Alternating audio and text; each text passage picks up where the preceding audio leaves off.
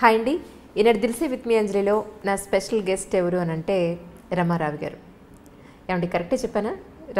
రమారావి అంటున్నారు. రమారావి ఎవరు ఏంటి అనేది నేను పెద్దగా పరిచయం చేయక్కర్లేదని అనుకుంటున్నాను. ఎందుకు అనంటే ఆవిడ చెప్పే కథలు చిన్నపిల్లల నుంచి ఆల్మోస్ట్ పెద్దవాళ్ళ వరకు కూడా మనం చిన్నప్పుడు చందమామ పుస్తకాలు లేకపోతే ఇంకే కథల పుస్తకాలు చదువుకుని రిలాక్స్ అయ్యి ఏదో ఒక నీతి కథలో తెలుసుకునేవాళ్ళం. ఈరోజు మన కళ్ళకు పని చెప్పాల్సిన అవసరం లేదు. రమగారి కథలు అలా ప్లే చేసి మా ఇంట్లోనే ఎస్పెషల్లీ నేను పిల్లలు ప్రతిరోజు రాత్రి ఆవిడ మీ కథలు అలా ప్లే చేసి అలా నిద్రపోతామండి. విని అమ్మాయి అయిపోయిందా రైట్ నిద్రపోతాం అలాగే. సో మిమ్మల్ని ఇలా చూడడం నిజంగా చాలా సంతోషంగా ఉందండి. Welcome to my show Dilse with me Anjali. Ramarao garu thank you. నేను ఇది ఎక్స్పెక్ట్ చేయలేదు. నిజంగా చాలా సంతోషంగా ఉంది మిమ్మల్ని ఈరోజు ఇలా కలవడం. ఎందుకు అనిపించింది అసలు మీకు ఈ కథలు ఇలా చెప్పాలి అని థాట్ ఎందుకు వచ్చింది మీకు?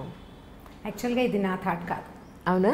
నిజం చెప్పాలంటే నేను మామూలుగా కథలు ఎప్పుడూ చెప్తూనే ఉంటాను. ఏదో ఒక సందర్భంలో మామూలు జనరల్ టాక్లో కూడా మామూలుగా మాట్లాడేటప్పుడు కూడా కథలు చెప్పే అలవాటు ఉంది నాకు. ఓకే. ఒక స్కూల్లో కథలు చెప్తుండేదాన్ని. అనుకోకుండా ఇప్పుడు నన్ను గెస్ట్గా నన్ను పిలిచిన జయ వాళ్ళ అమ్మగారితోటి పరిచయం అయింది నాకు. ఓకే. తనకేదో ప్రోగ్రామ్కి అవసరపడి వాళ్ళు నా కోసం వెతుకుతున్నారు, నా ఫోన్ నెంబర్ కోసం. నేను ఇంకొక ఫ్రెండ్తో కలిసి విజయలక్ష్మి అని తనకి నేను గాడ్ సిస్టర్గా ఉంటాను. ఓకే. సో నేను వెళ్తున్నాను, మీరు నన్ను వాళ్ళు అడిగారన్నమాట. తను చెప్పలేదు నాకు. ఓకే. నాకు పని ఉంది సుమన్ టీవీలో, మీరు రండి అని నన్ను తీసుకెళ్ళింది తనకు తోడు. ఓకే. నేను అక్కడికి వెళ్ళాక నాతో ఒక కథ చెప్పించారు, నాన్న పులి. ఓహో, చాలా సింపుల్ కథ కదా, వాళ్ళు ఇంప్రెస్ అవుతారని నేను అనుకోలేదు. బట్ అతను ఏమన్నారంటే ఈ సేమ్ డిక్షన్ మీరేం మాట్లాడుతున్నారో అదే కావాలి అన్నారు. జస్ట్ ఒక ట్రయల్ లాగా చేసాము.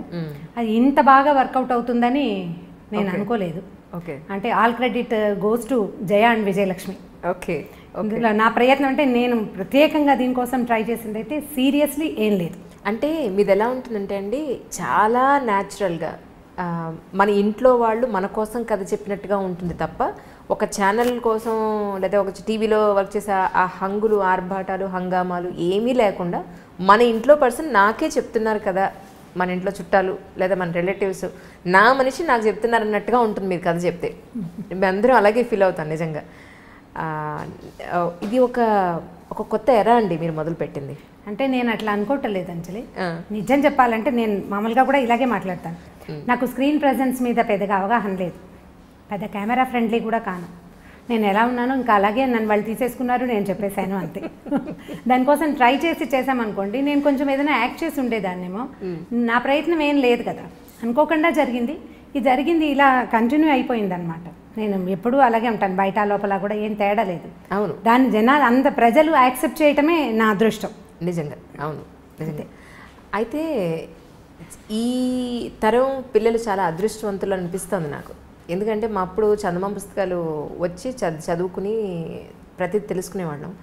ఇప్పుడు పుస్తకాలు చదవడం అనేది చాలా మట్టుకు తగ్గిపోయింది, తెప్పించుకోవడం తగ్గిపోయింది. ఇంట్లో ఉన్న ఇవేం చదువుతాంలే, మాట్లాడితే ఫోన్లు లేదంటే ల్యాప్టాప్లు కెండిల్ ఇవే సరిపోతున్నాయి. కానీ పెద్దవాళ్ళు లేరు ఇప్పుడు కథలు చెప్పడానికి, తల్లిదండ్రులు పిల్లల దగ్గర ఉండే అవకాశం లేదు. అదే. సో ఇక పిల్లలకి ఏదైనా నీతి తెలుస్తుంది ఒక కథల రూపంలో అంటే అది రమారామి గారి ద్వారానే ఈరోజు నాకు తెలిసినంత వరకు.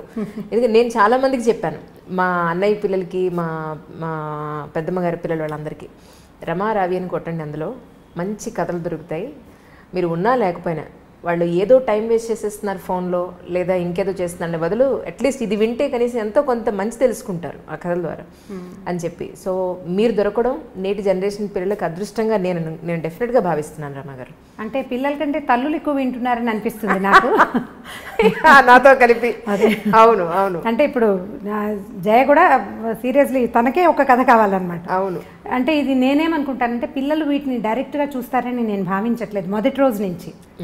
తల్లులకి చెప్పటమే, తల్లులే పిల్లలకి. ఇప్పుడు నేను ఒక నేరేషన్ ఏదో ఒక పద్ధతిలో చెప్తాను, ఈ నా రకమైన భాష, ఇప్పుడు నా ప్రెజెన్స్, నేను పెద్దదాన్ని ఇలా కాకుండా ఇప్పుడు యంగ్ మదర్ అనుకోండి 25-30 years ఉంటాయి, పిల్లలకి తల్లులు చెప్పే విధానం ఒకటి ఉంటుంది, వాళ్ళ భాష వాళ్ళ తాలూకా ఎక్స్ప్రెషన్ ఒక లెవెల్ ఉంటుంది కదా. అలాంటి దాంట్లో వీళ్ళు తెలుసుకున్న కథని ఆ లెవెల్లో కనుక పంపిస్తే ఇస్తే పిల్లలకి ఇంకా బాగా వెళ్తుందని భావిస్తాను నేను. ఇప్పుడు నేను ఒక మాట చెప్పాను అనుకోండి మా అబ్బాయికి, అదే మాట మా అక్కయ్య చెప్తే ఒక రకంగా ఉంటుంది, నేను చెప్తే దాంట్లో 4 తిట్లు యాడ్ చేసినప్పటికీ నేను చెప్పింది కరెక్ట్గా వెళ్తుంది నా పిల్లాడు కాబట్టి అట్లా వెళ్తాయని నేను అనుకున్నాను. ఇప్పుడు బాగా తెలుస్తుంది ఏంటంటే పిల్లలు కూడా చూస్తున్నారు అని ఇప్పుడు ఈ మధ్య తెలుస్తుంది అనమాట. అవునండి, కొంతమంది పిల్లలు కూడా ఫోన్లు చేస్తుంటారు. ఓకే, ఆ నెంబర్ దొరికేసరికల్లా మాట్లాడుతూ ఉంటారు. సో కొంతమంది పిల్లలు చూస్తున్నారు. అంటే కథ డైరెక్ట్గా కాకుండా కొంత డిస్కషన్ చేస్తున్నాం కదా, ముందు వెనక ఏదో మాట్లాడుతున్నాం. సో ఈ మాట్లాడే మాటలతోటి పిల్లలు ఏమైనా అఫెండ్ అవుతారా, కష్టపెట్టుకుంటారా అలా అనిపిస్తుంది నాకు. పిల్లలు ఇలా ఉంటారు, ఇలా చేస్తారు, వాళ్ళని మనం ఇలా చేయాలి అని చెప్పే మాటకి వాళ్ళు ఫీల్ అవుతారని భావిస్తున్నాను. లేదు లేదు, ఎందుకంటే నేను చెప్తా చూడండి. ఇప్పుడు పెద్దవాళ్ళు చెప్పినట్టు పెరట్లో ఉన్న చెట్టు వైద్యానికి పనికిరాదని నేను ఎంత చెప్పినా తల్లి వాళ్ళ పిల్లలకి ఎంత చెప్పినా ఎక్కదు. అదే అన్లెస్ అదే విషయాన్ని చక్కగా మీ మాటల్లో గుచ్చినట్టుగా మీ మాట ఎక్కడా కూడా డైరెక్ట్గా వెళ్ళి సూత్తో గుచ్చినట్టుగా ఎక్కడా ఉండదు. చాలా సాఫ్ట్గా వెళ్ళి తగులుతూ ఉంటుంది అర్థం చేసుకునే వాళ్ళకి. అయితే వాళ్ళు అనేది ఏంటంటే అమ్మ నువ్వు చెప్పినట్టే ఉంది కానీ మేడం చెప్తే వినబుద్ధి అవుతుంది, నాకు రమ్మగారు చెప్తే వినబుద్ధి అవుతుంది. మా అబ్బాయి 8th క్లాస్ చదువుతున్నాడు. వాడు ఏ రోజున అదే క్రికెట్ ఏదైనా చూస్తానంటే కనుక సరే అయితే క్రికెట్ చూడొద్దు, రమ్మగారి స్టోరీ నీకు ఓకే కదా, సరే అదే పెట్టి నేను చూస్తాను ఫస్ట్ అని మొదలు పెట్టాడు. అంటే నా కోసం మొదలుపెట్టి ఏ రోజున వాడు మీది ఒక కథ వినకపోతే వాడు పడుకోని పరిస్థితి, ఆ స్టేజ్కి వచ్చాడు. ఈవేళ నాతో పాటు వస్తానని, కానీ వాడు ఇంకా రెడీ అవ్వలేదు. ఇంకా లేట్ అయిపోతుందిరా బాబు, ఇంకో రోజు మన ఇంటికి వెడదాంలే డెఫినెట్గా రమ్మగారితో నీకు ఒక ఫోటో కావాలి, నీ డైరెక్ట్గా స్టోరీ వినిపిస్తాను నీకు అని చెప్పి ప్రామిస్ చేసి వచ్చేసాను. డెఫినెట్లీ అండి, అది ఎప్పుడు జరుగుతుందో చూడాలి. రమ్మగారు మీ ఇంటర్వ్యూ అని నేను ప్లాన్ చేసుకున్నప్పుడు చుట్టుపక్కల మా ఫ్యామిలీ మెంబర్స్ అందరికీ చెప్పడం జరిగింది. వాళ్ళ ఇళ్లలో ఉన్న సమస్యలు ఏదైతే ఉన్నాయో ఒకసారి రమ్మగారిని అడిగి నాకు ఏదైనా కొంచెం ఒక సమాధానం తెప్పిస్తావా, ఒక సొల్యూషన్ తెప్పిస్తావా అని అడిగారు. ఒకటి ఏంటంటే చంటి పిల్లలు ఉన్న ఇంట్లో ఇప్పుడు జాయింట్ ఫ్యామిలీస్ లేవు, వీళ్ళు ఉద్యోగాలకు వెళ్ళిపోవాల్సిన పరిస్థితి. ఎందుకంటే భగవంతుడు ఒక నేచర్ ఇచ్చేశాడు, ఒక ఆడవాళ్ళకి లక్షణాలు మగవాళ్ళకి లక్షణాలు అనేవి శారీరకంగా మానసికంగా కూడా కొన్ని ప్రత్యేకమైన లక్షణాలు ఇచ్చేశాడు. వీటికి విరుద్ధంగా ఇప్పుడు విమెన్ కూడా ఉద్యోగం చేయాల్సి వస్తుంది. అలా అని పోనీ ఇంట్లో బాధ్యతలు జెంట్స్ ఎవరైనా తండ్రులు కానీ హస్బెండ్స్ కానీ ఎవరైనా షేర్ చేసుకుంటున్నారా అని అంటే అదొక పెద్ద క్వశ్చన్ మార్కే. ఎంతమంది చేసుకుంటున్నారు 100 మందిలో అని అంటే ఒక లేడీని కదిలిస్తే ఎవరి బాధలు వాళ్ళు చెప్పుకుంటారు. నిజంగా అందరూ షేర్ చేసుకుంటున్నారని మనం ఖచ్చితంగా చెప్పలేము, అలా అనుకోలేం. సో అలాని ఇటు ఇంటి పని అటు పిల్లల పని బాధ్యతలు అలాగే ఉద్యోగ బాధ్యతలు ఎక్కువైపోయి మానసికంగా శారీరకంగా ఎంతో స్ట్రగుల్ అయిపోతున్నారు విమెన్. వాళ్ళ ఆరోగ్యం గురించి కూడా వాళ్ళు పట్టించుకోని కండిషన్లో తెలుసు వీళ్ళే ఈవిడ వండకపోతే అందరి ఆరోగ్యం ఉండదు అని తెలుసు, ఈవిడ ప్రాపర్గా లేకపోతే ఇల్లు సవ్యంగా నడవదని తెలుసు, అయినా వాళ్ళ గురించి వాళ్ళు పట్టించుకోరు. ఇలాంటి విమెన్కి ఎలా ఉండాలి అని మీ మాటల్లో ఒకసారి వినాలని అనిపించింది వాళ్ళందరికీ. ఇది పిల్లలు పుడుతుండగా అంటే ప్రెగ్నెన్సీలో ఉండగా లేదా ప్రెగ్నెన్సీ తర్వాత పోస్ట్నేటల్ డేస్లో కూడా ఆడవాళ్ళు నేను చేసేయగలను అని మనకి ఎలా ఉంటుందంటే మనం ప్రూవ్ చేసుకోవాలన్న ఒక పిచ్చి పాతకాలంలో లేనిది ఇప్పుడు ప్రబలింది. సరిగా చెప్పాలని పెరిగింది అనకూడదు, ప్రబలిందనే చెప్పాలి. నీ వల్ల కాదు అంటే వీళ్ళకి నచ్చదు.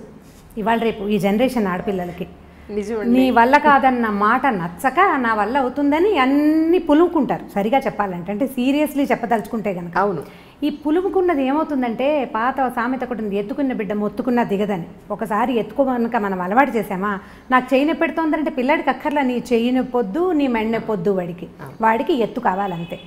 ఇందులో పిల్లవాడు అంటే వాడు ఒకడే కాదు కదా, వాడి నాన్న తాత కూడా ఉంటారు అందులో. ఎప్పుడైనా సరే కుటుంబ సభ్యులకి విషయాన్ని షేర్ చేయకుండా మనం మొయ్యగలము అని కనుక బలవంతంగా నెత్తి మీదకి తీసుకుంటే ఇక ఎప్పటికీ మీరు షేర్ చేయలేకపోతారు. లిమిటేషన్స్ ఉంచుకోవాలి ఎవరైనా సరే. నేను కూడా, నాకు ఇదే జబ్బు ఉంది, నాకు కూడా ఉందా జబ్బు. ఇప్పుడు ఇంత ఏజ్ వచ్చాక ఇప్పుడు నా వల్ల కాదు అంటే ఎందుకు నీ వల్ల కాదు అనే క్వశ్చన్ వస్తూ ఉంటుంది తప్పిస్తే ఇక నువ్వు చేయలేవా అయ్యో పాపం అని ఎవరు అనరు. ఆ మాట ఎవరికి నచ్చదు. అందుకని ఇది చిన్న వయసులోనే మనం ఏం చేయాలంటే మనకి ఒక లిమిటేషన్ ఉంచుకోవాలి. నేను ఇది చేయగలను, నేను ఇది చేయలేను, పోనీ ఈ విషయాన్ని ఇంత మటుకు చేస్తాను తర్వాత నేను చెయ్యను అని చెప్పగలగాలి. ఈ చెప్పటం రాకపోతే అనుభవించాల్సిందే. ఇప్పుడు పిల్లలు చిన్నతనం ఒక 3-4 ఏళ్ల చంటి బిడ్డ ఉన్నాడు అనుకోండి, 4 ఏళ్ల పిల్లాడంటే ఇక వాడి ఎంత మారంలో ఎంత విసుగులో వాడికి అన్నం పెట్టడం, వాడిని నిద్రపుచ్చడం, వాడి ప్రతిదీ ఒక కష్టసాధ్యమైన సంగతిగానే ఉంటుంది. వీటిని తల్లులే చేయవలసిన పనులు ఉంచుకుని మిగిలినవి తండ్రులకి షేర్ చేయడానికి ప్రయత్నం చేయాలి. వాళ్ళతో కూర్చొని మాట్లాడుకోవాలి. ఇప్పుడు మీరు మామూలుగా కబుర్లు చెప్పుకోవడానికి, సినిమాలకు వెళ్ళడానికి వాటన్నిటికీ మాట్లాడుకుంటూనే ఉంటారు. అలాంటప్పుడు ఇలాంటివి కూడా మాట్లాడకుండా ఉండరు కదా. వైఫ్ అండ్ హస్బెండ్ అన్నాక ఎంతో కొంత మాట్లాడుకుంటేనే కదా సంసారం నడిచేది. ఖచ్చితంగా ఈ పని నువ్వు చెయ్యి అని దానికి మళ్ళీ ఇంకొకటి ఉంది, తల్లులకి ఇంకొక జబ్బు ఉంటుంది, మ్యాచ్ సహజంగా. ఆ పిల్లాడు ఏదో నాన్న దగ్గర ఒక నిమిషం ఏడవంగానే వీడు ఇంకా ఆగలేరన్నమాట, నువ్వు చేయొద్దులే నేనే చేసుకుంటా, పిల్లాడిని నేర్పిస్తున్నావు అనేస్తారు. అనకూడదు. కొంచెం గట్టిగా మనసు దిటవ చేసుకుని వాళ్ళిద్దరు తంటాలు వాళ్ళు పడతారు అని కనుక వదిలిపెట్టేస్తే అప్పుడు తండ్రి పిల్లవాడిని హ్యాండిల్ చేస్తాడు. ఎప్పుడైతే తల్లి సపోర్ట్ ఉందో ఈ పిల్లలు ఇక వాళ్ళ మాట వినరు. నేను ఈ పని చేయను, ఇక నువ్వు నాన్నతోటే చేయించుకో, ఇవి అతనే హ్యాండిల్ చేయాలి. ఈ విషయం హోంవర్క్ చేయించడం, కొట్టని తిట్టని అక్షంతలేని ఏం చేసినా ఆయన ఏం చేస్తే అది చేస్తాడు అని వీళ్ళు ఊరుకోగలిగితే షేరింగ్ కుదురుతుంది. మనం అలా చెయ్యము, ముందు షేర్ చేస్తాము, అందరూ చేసే పని, నేను కూడా ఉన్నా అందులో. ఈ మనం పోట్లాడుకు ఏదో చిన్న మాట్లాడేసుకుంటాం, ఈ హోంవర్క్ చేయొచ్చని చెప్తాం. వాడు హోంవర్క్ చేస్తుండగా వాడు ఏదో విండు, ఏరా నీకు ఇది కూడా రాదా అనో ఏదో అంటాడు నాన్న. అమ్మ చూడు నాన్న అనగానే మనం తయారైపోకూడదు. తయారైపోతాం మనం. ఆ తయారవ్వకుండా ఉండడం, మధ్యలో దూరకుండా ఉండటం, ఇది అలవాటు చేసుకోవాలి. మన ఇంట్లో కనుక ఇన్లాస్ ఉన్నారనుకోండి, వాళ్ళకి కూడా పిల్లల తాలూకు కొన్ని వ్యవహారాలని అప్పచెప్పటం తెలుసుకోవాలి. సాయంత్రం 7 నుంచి 9 దాకా తాతగారి దగ్గర కూర్చొని హోంవర్క్ చేసుకోవాలంటే తాత సరిగా చెప్పని సరిగా చెప్పకపోని మాట్లాడకూడదు. ఇప్పుడు బ్యారికేడ్స్ ఎవరికి కావాలి? మా ఆడవాళ్ళకే కావాలి. మనమే హద్దుల్లో ఉండాలి. ఈ హద్దు కనుక తెలుసుకుని ఉంటే అప్పుడు కుదురుతుంది. నాకు అన్నీ వచ్చు, నేను అన్నీ చేయగలను, ఈ పని ఆ పని సమస్తమైన పనులు నేనే చేసేయగలను అని ప్రూవ్ చేసుకోవడానికి ట్రై చేస్తే ప్రతిసారి మన శరీరం సహకరించదు. నిజమండి. కొన్నాళ్ళు అయ్యేసరికల్లా ఏమవుతుందంటే మానసికంగా వీక్ అయిపోతాం, సెల్ఫ్ పీటీ వచ్చేస్తుంది. నేను ఎంత కష్టపడుతున్నాను అనిపిస్తుంది. మీరు ఈ ఉద్యోగస్తుల్ని ఎవరిని కదపండి. మొన్న ఏదో ఆఫీస్కి వెళ్ళాం, పోస్టల్ డిపార్ట్మెంట్లో మా ఫ్రెండ్కి ఏదో పని, నేను ఎంత కష్టపడుతున్నాను అంటది. ఎవరికోసం కష్టపడుతున్నావు? నీ గుర్రాన్ని కూర్చుతోకుంటే అది ఊపుకొని దాని మీద ఉన్న ఈగలు తోలుకుంటుంది. నువ్వు కష్టపడేది నీకోసమే కానీ దేశం కోసం కాదు.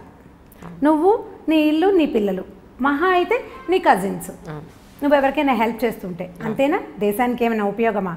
ఏం లేదు కదా. నేను చాలా కష్టపడుతున్నాను అనే సెంటెన్స్ని మర్చిపోవాలి. నేను నా కోసమే పనిచేస్తున్నాను, ఇది పెద్ద కష్టం కాదు. ఒకవేళ ఇది కష్టమా, దీన్ని నేను షేర్ చేస్తాను, చేయాల్సిందే. మా పిల్లలు నా మాట వినకపోతే నేను మా అక్కయ్యకి అప్పచెప్పేస్తాను. ఇవి పలానా విషయంలో వాడు వెండు, మా అక్కయ్య పిల్లలకి అప్పచెప్పేస్తాను. ఎవరు వీడిని కొంచెం కనుక్కుంటారా, నాకు తెలియట్లేదు, నేను అసలు అడగను ఆ విషయం. వాళ్ళే మాట్లాడుకుని ఓకే పిన్ని ఏం పర్వాలేదని చెప్తారు. ఇలాంటి డిపెండెన్సీని తీసుకోవాలి. ఓకే, ఇది ప్రాక్టీస్ చేయాల్సిందే. మనకి మొదటి రోజున కుదరదు. దీనికోసం మనం మన చుట్టుపక్కల వాళ్ళతోటి మంచి సంబంధ బాంధవ్యాలు నేర్చుకోవాలి. మనం తగ్గాలి. అప్పుడు మనం తగ్గితేనే కదా సంబంధ బాంధవ్యాలు ఎలా పెరుగుతాయి మనకి. ఎవరితోటైనా మంచి రేపు రావాలంటే వాళ్ళకి అవసరమైనప్పుడు మనం ఉపయోగపడాలి, వాళ్ళు పెరిగినప్పుడు మనం తగ్గాలి. అలాంటప్పుడు వాళ్ళకి మనకి మంచి రేప ఉంటుంది, మంచి స్నేహ సంబంధాలు ఉంటాయి. అప్పుడు వాళ్ళ సహాయం మనం తీసుకోగలుగుతాం. దీన్ని చిన్నతనంగా భావించకూడదు. అప్పుడు మీరు రిలాక్స్ అవ్వగలుగుతారు. నాకేం ఆరోగ్యం ఏం లేదు, నేను అంత హెల్దీ పర్సన్ని కాను, ఏవో రకరకాల ఆరోగ్య సమస్యలు ఉంటూనే ఉంటాయి ఎప్పుడు. అవునండి, నెల పొడుగునా ఏదో ఒక ప్రాబ్లం ఉంటుంది. నాకు జనం ఉన్నారు, నేను వాళ్ళందరితోటి మెయింటైన్ చేయగలుగుతాను. అందుకని నేను ఈజీగా కథ నవ్వుతూ చెప్పేయగలుగుతున్నాను. నేను చెప్పాలంటే నాకు లోపల ఒక బ్లెస్ ఉండాలి, సంతోషం ఉండాలి కదా. ఈ సంతోషం ఎక్కడి నుంచి వస్తుంది? ఇండిపెండెంట్గా ఉండటం వల్ల ఎంత సంతోషం వస్తుందో డిపెండెంట్గా ఉండటం వల్ల కూడా అదే సంతోషం వస్తుంది. మీరు అది తెలుసుకోవాలి అంతే. దాంతో మీరు హాయిగా ఉండగలుగుతారు. అది ఎక్కడ ఎవరితోటి అనేది ఎవరి జీవితాన్ని బట్టి వాళ్ళు డిసైడ్ చేసుకోవాల్సిందే అంతే. ఇంకోటండి రమ్మగారు, ఇప్పుడు హైదరాబాద్లో మనకు ఒక లైఫ్ స్టైల్ ఉంటుంది, ఇదే కొంచెం విలేజెస్కి వెళ్తే అక్కడ ఒక లైఫ్ స్టైల్ ఉంటుంది. మనకి ఇక్కడ దొరికే మెటీరియల్ కానీ మన అన్ని రకాలుగా, అది ఫుడ్ అయినా డ్రెస్ అయినా మన లైఫ్ విధానమైనా ఇక్కడ ఒక రకం ఉంటుంది. ముంబైలో ఒకటి ఉంటుంది, ఢిల్లీలో ఒకటి ఉంటుంది, ఇంకో విలేజెస్లో ఒకలా ఉంటుంది.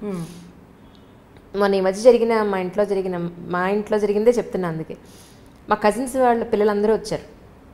వస్తే విలేజెస్ నుంచి వచ్చిన పిల్లలతోటి వీడు మాట్లాడట్లేదు. ఇక్కడ సిటీలో ఉన్న పిల్లలు, బెంగళూరు, ఢిల్లీలో, హైదరాబాద్లో ఉన్న పిల్లలు, మా కజిన్స్ ఊరి నుంచి వచ్చిన వాళ్ళతో మాట్లాడట్లేదు. ఏంటి ఎందుకు మాట్లాడట్లేదు? వాళ్ళని వెళ్ళండి మాట్లాడండి వాళ్ళతోటి అని అంటే, వాళ్ళ డ్రెస్ చూసావా, వాళ్ళ భాష చూసావా, ఇంగ్లీష్ రాదు వాళ్ళకి, మేము ఎలా కలుస్తాం వాళ్ళతోటి? నోరు తెరిస్తే ఏమిటే అలా ఉన్నారే అని అంటే మేము వాళ్ళతో ఎలా మాట్లాడతాం? మాకు ఇష్టం లేదు మాట్లాడడం అన్నారు. నేను చెప్పగలిగినంత డ్రెస్ చూసో ఇప్పుడు మీరు ఇంగ్లీష్ స్కూల్లో మిమ్మల్ని వేసాం కాబట్టి మీకు ఇంగ్లీష్ వచ్చింది, లేకపోతే మేము కూడా ఊళ్ళోనే ఉంటే మీరు కూడా అలాగే ఉండేవాళ్ళు. అంతే కదా. మనుషులు కలుపుకోవాలి. ఫ్రెండ్స్ ఫ్రెండ్స్ అని నువ్వు అనుకునే ఫ్రెండ్స్ నీ జీవితాంతం ఉంటారా? రక్త సంబంధికులే ఉంటారని చెప్పినా కూడా వాళ్ళు ఉన్న ఆ 2 రోజులు కూడా వీళ్ళు వెళ్ళి వాళ్ళతో కలవలేదు. సో ఇలాంటి పిల్లలకి తల్లిదండ్రులు చెప్తున్నారు, చెప్పినా వినని పిల్లలు కూడా ఉన్నారు, చెప్పని వాళ్ళు కూడా ఉన్నారు. ఇలాంటి పిల్లలకి మీ మాటలో ఒకసారి అని చెప్తారేమో అని. ముందు మనం పిల్లల్ని వాళ్ళతోటి కలపడానికి ప్రయత్నం చేయాలి. ఇలా సంవత్సరానికో 3 ఏళ్ళకో ఓసారి కాకుండా మనం కూడా ఊరు వెళ్తున్నాం అనుకోండి. ఇప్పుడు మనం ఊరు వెళ్తాం, మనతో పాటు మన 2 పిల్లలు వస్తారు. మిగిలిన ప్రపంచం అంతా పల్లెటూరు ప్రపంచమే ఉంటుంది కదా. వీళ్ళు అక్కడ అడ్జస్ట్ అవ్వడానికి 2 రోజులు పడుతుంది, తర్వాత అలవాటు పడతారు. అలా కాకుండా ఊరు నుంచి వచ్చిన ఒక మనిషి ఈ గుంపులో చిలకల గుంపు కాకుల గుంపు లాగా ఎవరు చిలక ఎవరు కాకి చెప్పలేము, కానీ వీళ్ళు అడ్జస్ట్ అవడం కష్టం. మనం అప్పుడప్పుడు కనుక తీసుకెళ్తే, అందుకని మేము ఫ్రీక్వెంట్ డిస్కషన్స్లో నేను చెప్తున్న మాట ఇదేనమాట. ఫంక్షన్లకి, పార్టీలకి, అన్ని చోట్లకి మనం ఏదో ఊరు వెళ్తాం, అక్కడికి పిల్లల్ని ఎందుకు అని అనుకోకుండా సాధ్యమైనంత అంటే హాలిడేస్ ఉండాలనుకోండి, సెలవులు కుదిరినప్పుడు పిల్లల్ని కనుక తీసుకెళ్తుంటే ఈ కొత్త ఎన్వైర్న్మెంట్ కూడా వాళ్ళు అలవాటు పడే అవకాశం ఉంది. అదేం విపరీతం కాదని, మన కజిన్స్ ఇద్దరే ఇలాగ అతి భాషలో లేరు, అక్కడ ఉన్నదంతా అతి భాషేననే సంగతి వీళ్ళకి అర్థం కావాలి కదా.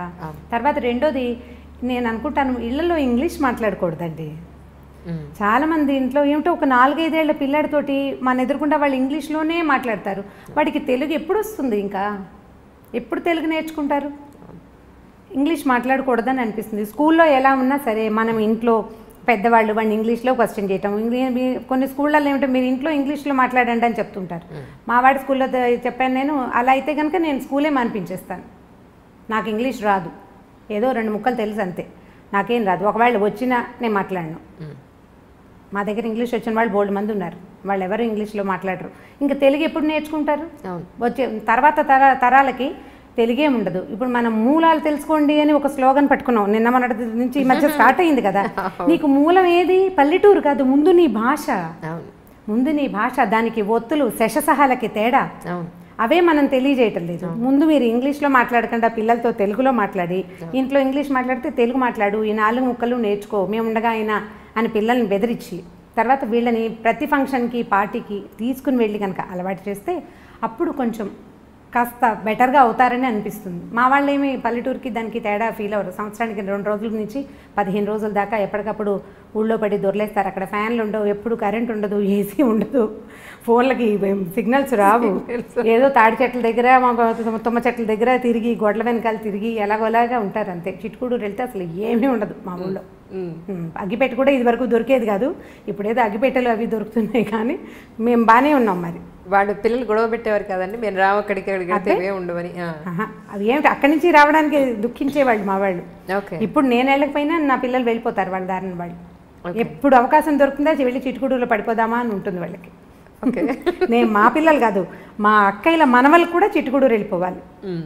చెరువు, దాని గాలి, అక్కడ ఉండే ఆ గాలిలో కనపడే, అంటే వాళ్ళ పిల్లల మనసులకు అర్థమవుతుంది, ఒక ఫ్రీడమ్ ఉంటుంది అక్కడ. ఏ హద్దులు ఉండవు, ఎక్కద్దు, దూకద్దు, తిరగద్దు, ఎండలో తిరగద్దు, ఇలాంటివి ఏమి ఉండవు. ఓ చోట కూర్చో మాట ఏమి ఉండదు. అరే తాడి చెట్టు ఎక్కుతున్నాడు, హెల్ప్ చేయండి అని ఎవరో ఒకడు, ఇంకో కుర్రాడు వచ్చి ఈ చిన్నపిల్లాడు తాడి చెట్టు ఎక్కుతుంటే వాడిని ఎక్కిస్తారనమాట పైకి. మా అబ్బాయిలు కొబ్బరి చెట్లు అవి ఎక్కడం వచ్చు. మేము సిటీలోనే వాళ్ళు పుట్టి పెరిగిన, వాళ్ళ నాన్నగారు కూడా ఇక్కడే పుట్టి పెరిగారు. అయినా సరే వెళ్ళటం వల్లే వదిలేయండి కాస్త.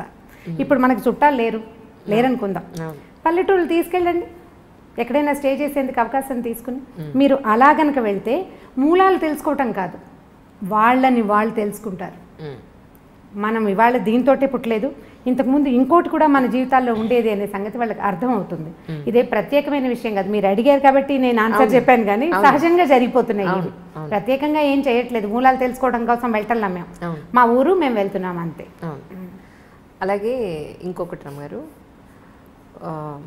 సిటీలో ఇప్పుడు మీరు నేను నెక్స్ట్ అడగబోయే క్వశ్చన్ మీ దాంట్లోనే మొదలైపోయింది. యాక్చువల్లీ ఫ్రీడమ్ అనేది టీనేజ్ పిల్లలకి, అమ్మాయి అయినా అబ్బాయి అయినా సరే, అదొక పెద్ద టీనేజ్ పిల్లల్ని మేనేజ్ చేయడం, పెంచడం అనేది తల్లిదండ్రులకి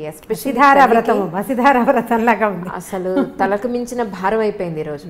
ఎస్పెషల్లీ సిటీస్లో, విలేజెస్లో అంత లేదు, కానీ అక్కడ క్వశ్చన్ చేయాలంటేనే అమ్మ నాన్న వాళ్ళని ఒక మాట అండం ఏంటి అనే ఒక చిన్న ఇది ఉంటుంది, భయం భక్తి కనపడుతుంది. ఇక్కడ మన సిటీలో అది కనిపించట్లేదు.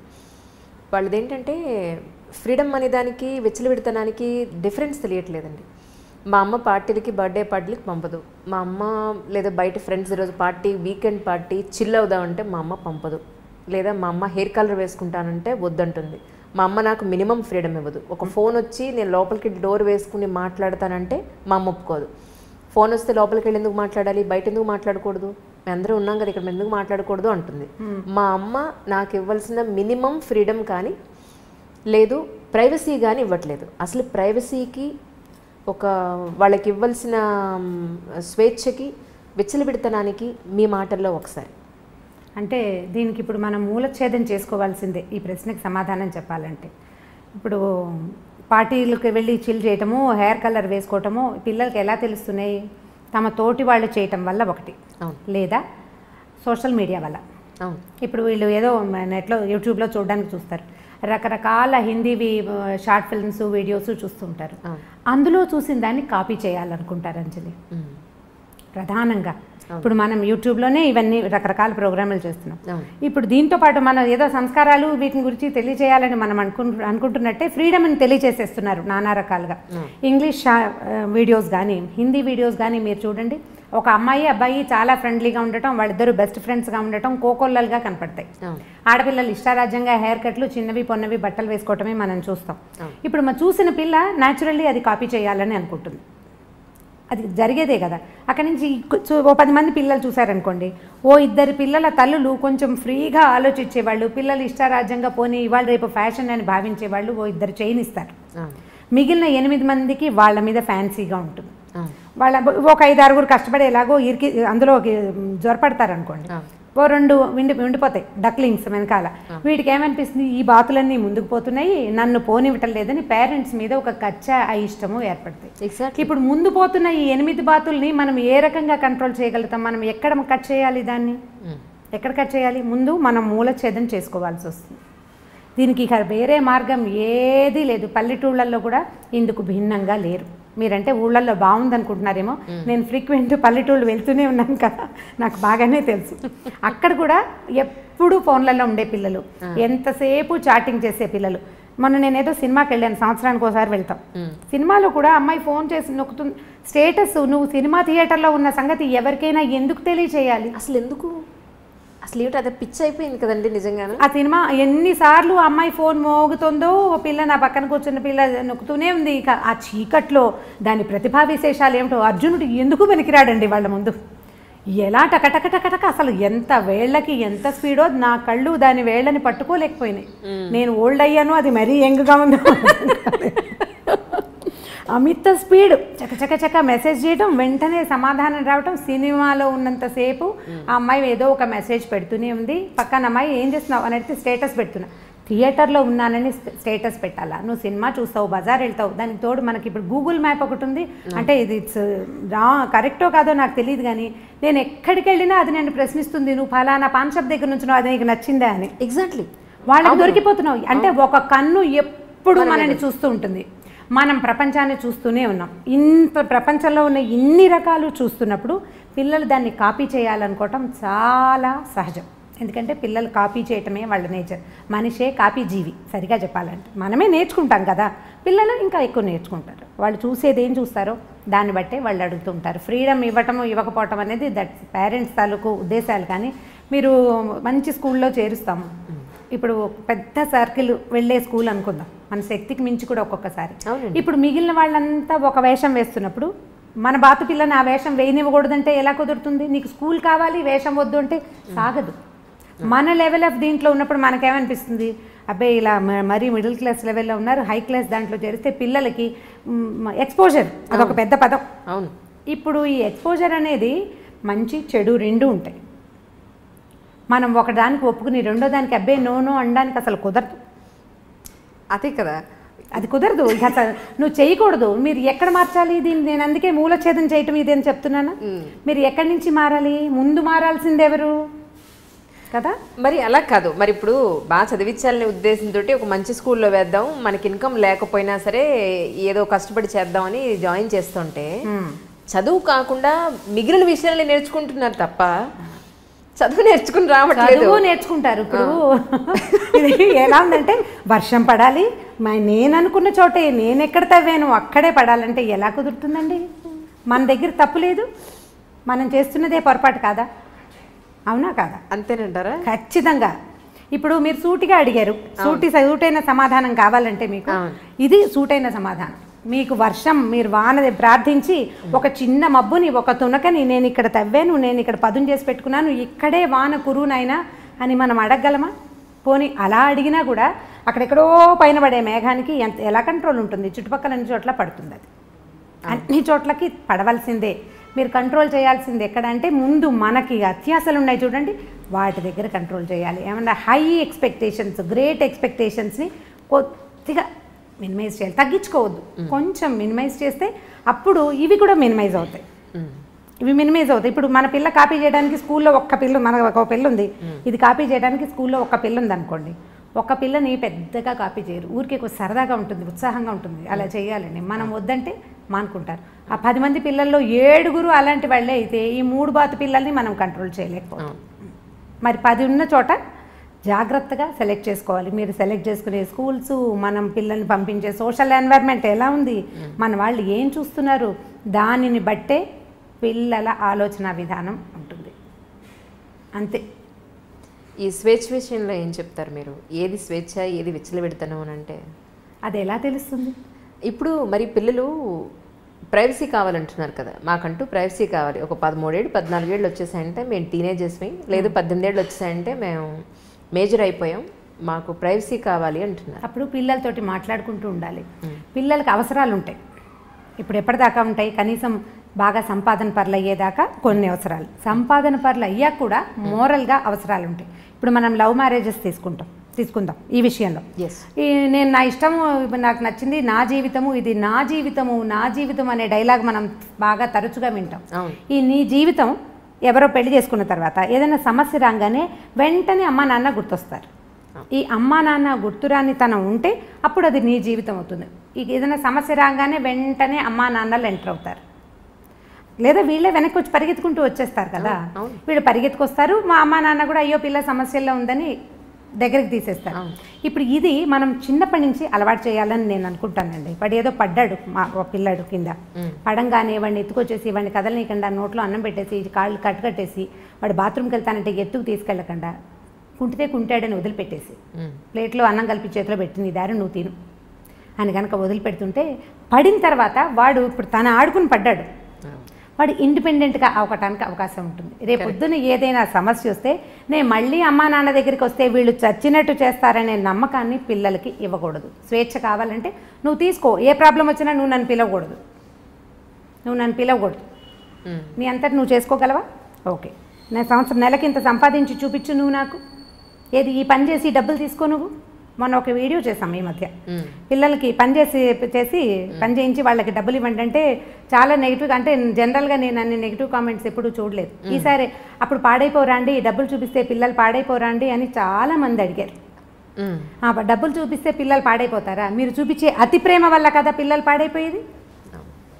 డబ్బుతోటి పిల్లలు పాడవరు, వాడి కష్టానికి సరిపడా డబ్బులు తీసుకుంటే కనుక కష్టానికి డబ్బుకి విలువ తెలుస్తుంది, పిల్లలకి ఇండిపెండెంట్గా అవుతారు.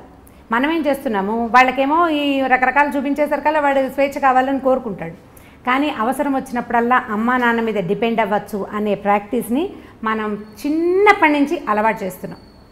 మిగిలిన దేశాలకి ఇండియాకి ఉన్న డిఫరెన్స్ ఏంటంటే వీళ్ళకి మోరల్గా, మన దగ్గర మోరల్ సపోర్ట్కి పేరెంట్స్ మీద డిపెండెన్సీ అనేది అసలు బై జీన్స్ తరాల వెంబడి మనకు అది ప్రాక్టీస్ అయింది. ఏదైనా కష్టం రాగానే నాన్న అనో అమ్మ అనో ఏడుస్తాం మనం.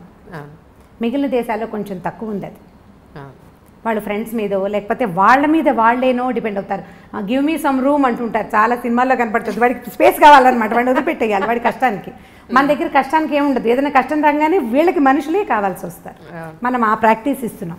ఈ ప్రాక్టీస్ ఇవ్వకుండా ఉండాలని నేను భావిస్తానండి. చాలా చిన్నప్పటి నుంచే 7-8 ఏళ్ల పిల్లాడు, వాడి వాళ్ళ హోంవర్క్ రాయలేదు, మాట వినలేదు, టీచర్కి ఎక్స్ప్లెనేషన్ ఉత్తరం రాయమంటే నేను రాయను, నువ్వు రాసుకో లేదా నువ్వు చెప్పుకో. పిల్లాడిని టీచర్ కొడుతుంది, ఓర్చుకోండి. వాడు రెండోసారి అది చెయ్యడు. మనం ఓర్చుకోవటం ప్రాక్టీస్ చేయాలి, అప్పుడే మన పిల్లలు ఇండిపెండెంట్గా ఉంటారు. ఆటే స్వేచ్ఛ కోరుకోరు. ఏదైనా సమస్య వస్తే వాడే హ్యాండిల్ చేయాల్సి వస్తే అప్పుడు సమస్యలు రానివ్వని పందాలోకి వెళ్ళడానికి చూస్తాడు. ఇప్పుడు మనం మామూలుగా కొంచెం పెద్ద అయ్యాక తీసుకుందాం, టీనేజర్స్గా మనం కూడా ఉన్నాం కదా, అప్పుడు మనకేం ఒళ్ళు తెలియలేదు ఎవరైనానో. అంటే ఇప్పుడు ఉన్నంత స్వేచ్ఛ ఇది వరకు లేదనుకోండి, ఇప్పుడు తెలుస్తుంది. ఇప్పుడు మన పిల్లలు వచ్చాక మనం కూడా ఇలాగే చేసాము అని జ్ఞాపకం వస్తుంటుంది. మన అమ్మలు ఒకరు సపోర్ట్ చేస్తుంటారు, మా పిల్లలు ఇలా చేయలేదమ్మా అంటుంటారు. ఏ కాలానికి ఆ కాలమే, ఎప్పటిదప్పుడే. ఆ రోజుల్లో అదే ఎక్కువ. ఇప్పుడు ఈ టీనేజ్లో ఓవర్ యాక్షన్ చేసే పిల్లల్ని 1-2 రోజులు వాడికి కావాల్సిన రెగ్యులర్గా మనం అందించే విషయాలు కొన్ని ఉంటాయి కదా, అవి అందించకుండా వదిలిపెట్టేయండి. ఓకే, ఇది ఒక సొల్యూషన్ కింద వాడుకోండి. అయితే పిడికి బియ్యానికి ఒకే మంత్రంలాగా అన్నిటికీ ఇదే చేయకూడదు. ఓకే, అన్నిటికీ కాదు. టీనేజ్ పిల్లాడంటే 16 ఏళ్ళు 18 ఏళ్ళు అనుకోండి, వాడికి మార్నింగ్ ఎవరో ఒకళ్ళు నిద్ర లేపాలి, కాఫీయో టీయో పాలో ఎవరో ఒకళ్ళు ఇవ్వాలి. వాడంతటి వాడు ఏం చెయ్యడు. వాడి బట్టలు ఇస్త్రీలో ఉండాలి, లేకపోతే వాడి షూస్కి సాక్స్కి అంటే లంగర్ అందదు కదా, అవి ఎక్కడో ఇవి ఎక్కడో ఉంటాయి. ఆ రెండింటిని సింక్రనైజ్డ్గా తల్లులు పెడుతుంటారు సాధారణంగా. ఈ సింక్రనైజేషన్లో అవి చెయ్యొద్దు. చేయకుండా వాడే వెతుక్కుని, వాడే తీసుకుని, వాడే టవలారేసుకుని, వాడే టవల్ తీసుకుని ఇలాంటి పనులు కొద్ది రోజులు కనుక చేయనిస్తే కొంత బుద్ధి వస్తుంది. ఇది నాకు ప్రాక్టికల్గా తెలుసు. యూనివర్సిటీకి వెళ్ళకముందు, ఖరగ్పూర్ వెళ్ళకముందు మా అబ్బాయికి వెళ్ళి 2 ఏళ్ళ తర్వాత మా అబ్బాయికి చాలా డిఫరెన్స్ ఉంది. ఎంత డిఫరెన్స్ అంటే హస్తిమశకాంతరాన్ని నేను గమనించాను. నేను ఎక్కడైనా కూర్చుంటే ఏదో మంచినీళ్ళు అమ్మ నువ్వు లేవకు నేనే తీసుకుంటాను. అంతకుముందు అమ్మ మంచినీళ్ళు అమ్మ అమ్మ అమ్మ అమ్మ ఇక అమ్మ పాటకి అంతులేని పాటగా ఉండేది, దానికి అంతు వచ్చింది.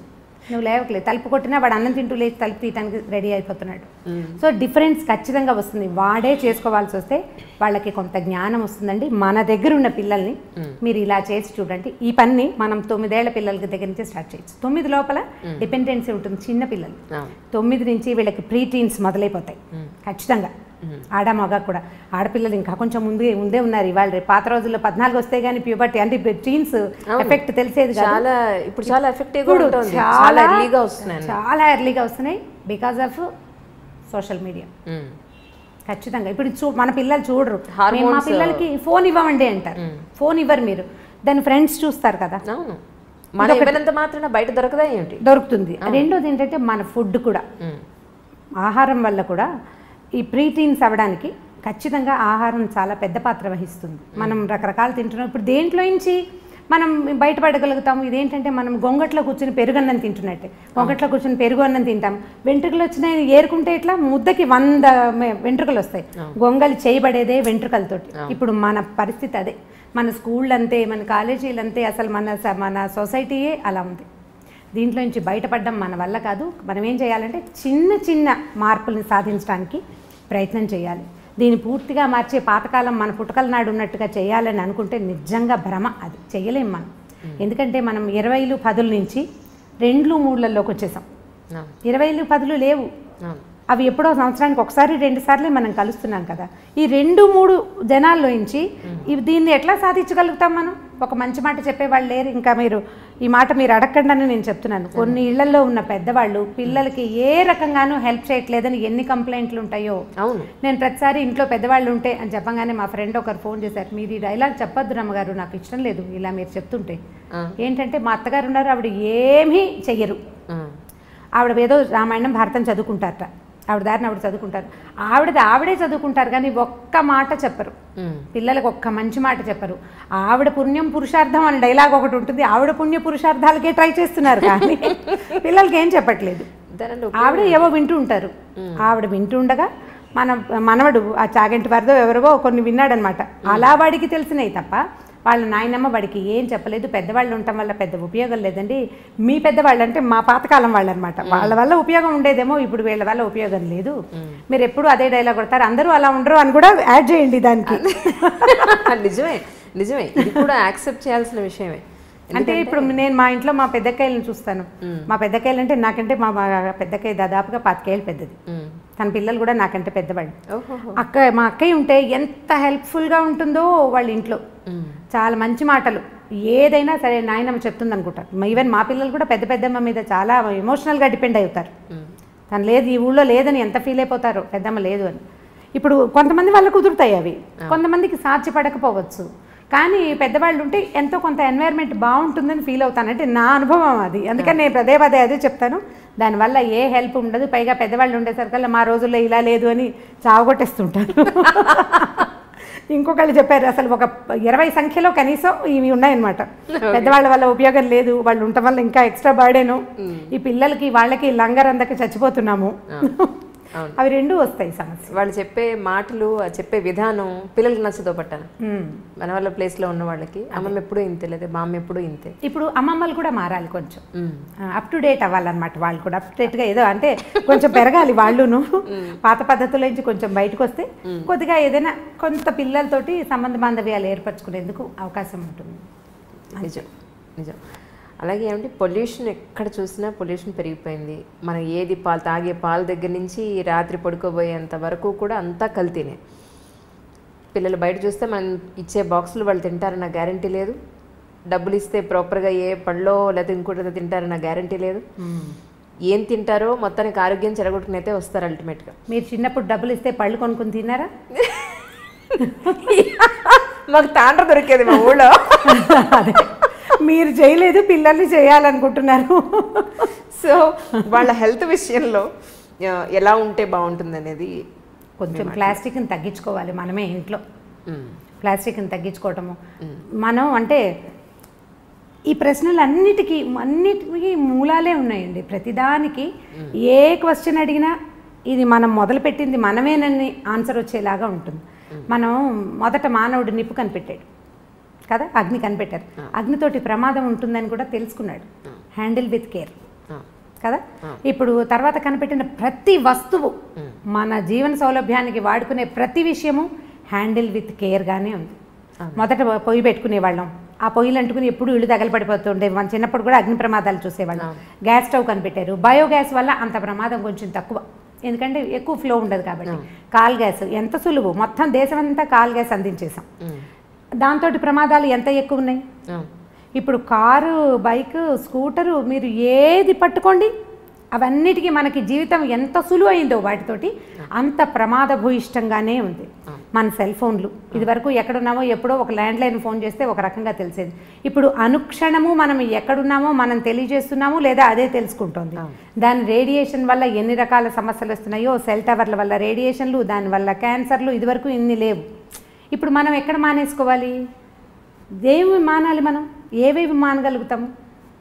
ప్లాస్టిక్ మొదట లేదు, దాదాపుగా ఒక 25-30 ఏళ్ల క్రితం రేర్గా బట్టల షాపులో ఒక ప్లాస్టిక్ కవర్ ఇస్తే దాన్ని బహుభద్రంగా దాచేవాళ్ళం. 35 ఏళ్ల నాడు మా బందర్లో దోరడ్లాస్ అనే షాప్ ఉండేది. వాళ్ళ దగ్గర బ్రౌన్ పేపర్ తోటి బట్టలు, బ్రౌన్ పేపర్ కవర్లలో పెట్టేవాళ్ళు. అది వీడు పేపర్ కవర్ పెడతాడు, ఇవి చిరిగిపోతాయి అని మా అక్క ఎప్పుడు విసుకుంటూ ఉండేది. తర్వాత ప్లాస్టిక్ కవర్లు వస్తే ఇది హాయిగా ఉందనిపించేది. ఈ హాయి అంత హాయి కాదని, తర్వాత కాలంలో అది మనని కబళించేస్తుందని మనకు ఆనాడు తెలీదు. ఇప్పుడు అది ఎట్లా అయింది? ప్లాస్టిక్ ఇక వామనావతారం లాగా ఎక్కడ పడితే అక్కడ త్రివిక్రమావతారం తాల్చేసింది ప్లాస్టిక్. ప్రతి చోట ఉంది కదా, భూమి ఆకాశాలు పట్టకుండా అయిపోయింది. ఏది మనం తీయలేం మన జీవితాల్లో నుంచి. కాబట్టి చిన్న చిన్న విషయాల్లో కనీసం మనం పొల్యూషన్ని తప్పించుకోగలిగితే ప్రయత్నం చేయటమే, అంతకంటే మనం ఏం చేయలేము. ఇందులో నుంచి బయటపడడం మన వల్ల కాదు. సేమ్ గొంగళి పెరుగన్నమే చెప్పుకోవాలి ఇక్కడ కూడా. పొల్యూషన్ నుంచి తప్పించుకోవడానికి ఈజీ మార్గాలు, కార్లు, ఒక కారులో ఒక మనిషి కాకుండా 3-4 పూల్ చేయటం, నడవగలిగే దూరాలకి బళ్ళు తీయకుండా నడిచి వెళ్ళటం, లిఫ్ట్లు అవి వాడకుండా ఉండటం, అవన్నీ కూడా ఇప్పుడు ఇండివిజువల్ థింగ్స్. ఇవి సొసైటీకి ఉపయోగపడతాయి. నేను చేస్తాను అనుకోండి, ఒక 5-6 నా చుట్టుపక్కల వాళ్ళు చేయకపోతే ఊరందరిది ఓ దారి, ఉలిపికట్టది ఇంకో దారి లాగా అవుతుంది, నాది ఇంకో దారి. అంతే కదా, అలాగే అవుతుంది. ఇప్పుడు మనం అందరం మాట్లాడుకుని కనుక ఈ ప్రయత్నం చేస్తే కొంత మటుకు బెటర్గా ఉంటుంది. ప్రయత్నం చేయాలి కదా. అందుకని నేను అనుకుంటాను సొసైటీస్లో, అపార్ట్మెంట్స్లో మాట్లాడుకుని ఈ పొల్యూషన్ని పక్కకి తీయడానికి ప్రయత్నం చేయాలేమోనని అనిపిస్తుంది. మనం ట్రై చేయాల్సిందే, లేకపోతే అవదు. దీనికి ఇనిషియేటివ్ ఎవరు తీసుకుంటారు? మళ్ళీ ఈ ఫోన్లు, మళ్ళీ మీటింగ్లు, ఒక మీటింగ్ కూర్చున్నప్పుడు, ఒక చోట కూర్చున్నప్పుడు మళ్ళీ ప్లాస్టిక్ బాటిల్స్లో మంచినీళ్ళు, ఆ తర్వాత ఏమో డిస్పోజబుల్ గ్లాసులు, ప్లేట్లు తెచ్చుకుంటాం. మనమేమో పొల్యూషన్ కంట్రోల్ చేయాలనుకుంటున్నాం, మన దగ్గర ఇవన్నీ ఉంటాయి. ఇప్పుడు గవర్నమెంట్ బోర్డు అన్ని మీటింగ్లు జరుగుతాయండి. ఇక మీటింగ్ అయిన తర్వాత ఆ ప్రాంతంలో ఎన్ని బాటిల్స్, ఎన్ని గ్లాసులు, ఎన్ని ప్లేట్లు, ఎంత చెత్తో, మామూలు చెత్త కాదు. ఇవన్నీ ఎక్కడికి వెళ్తాయి?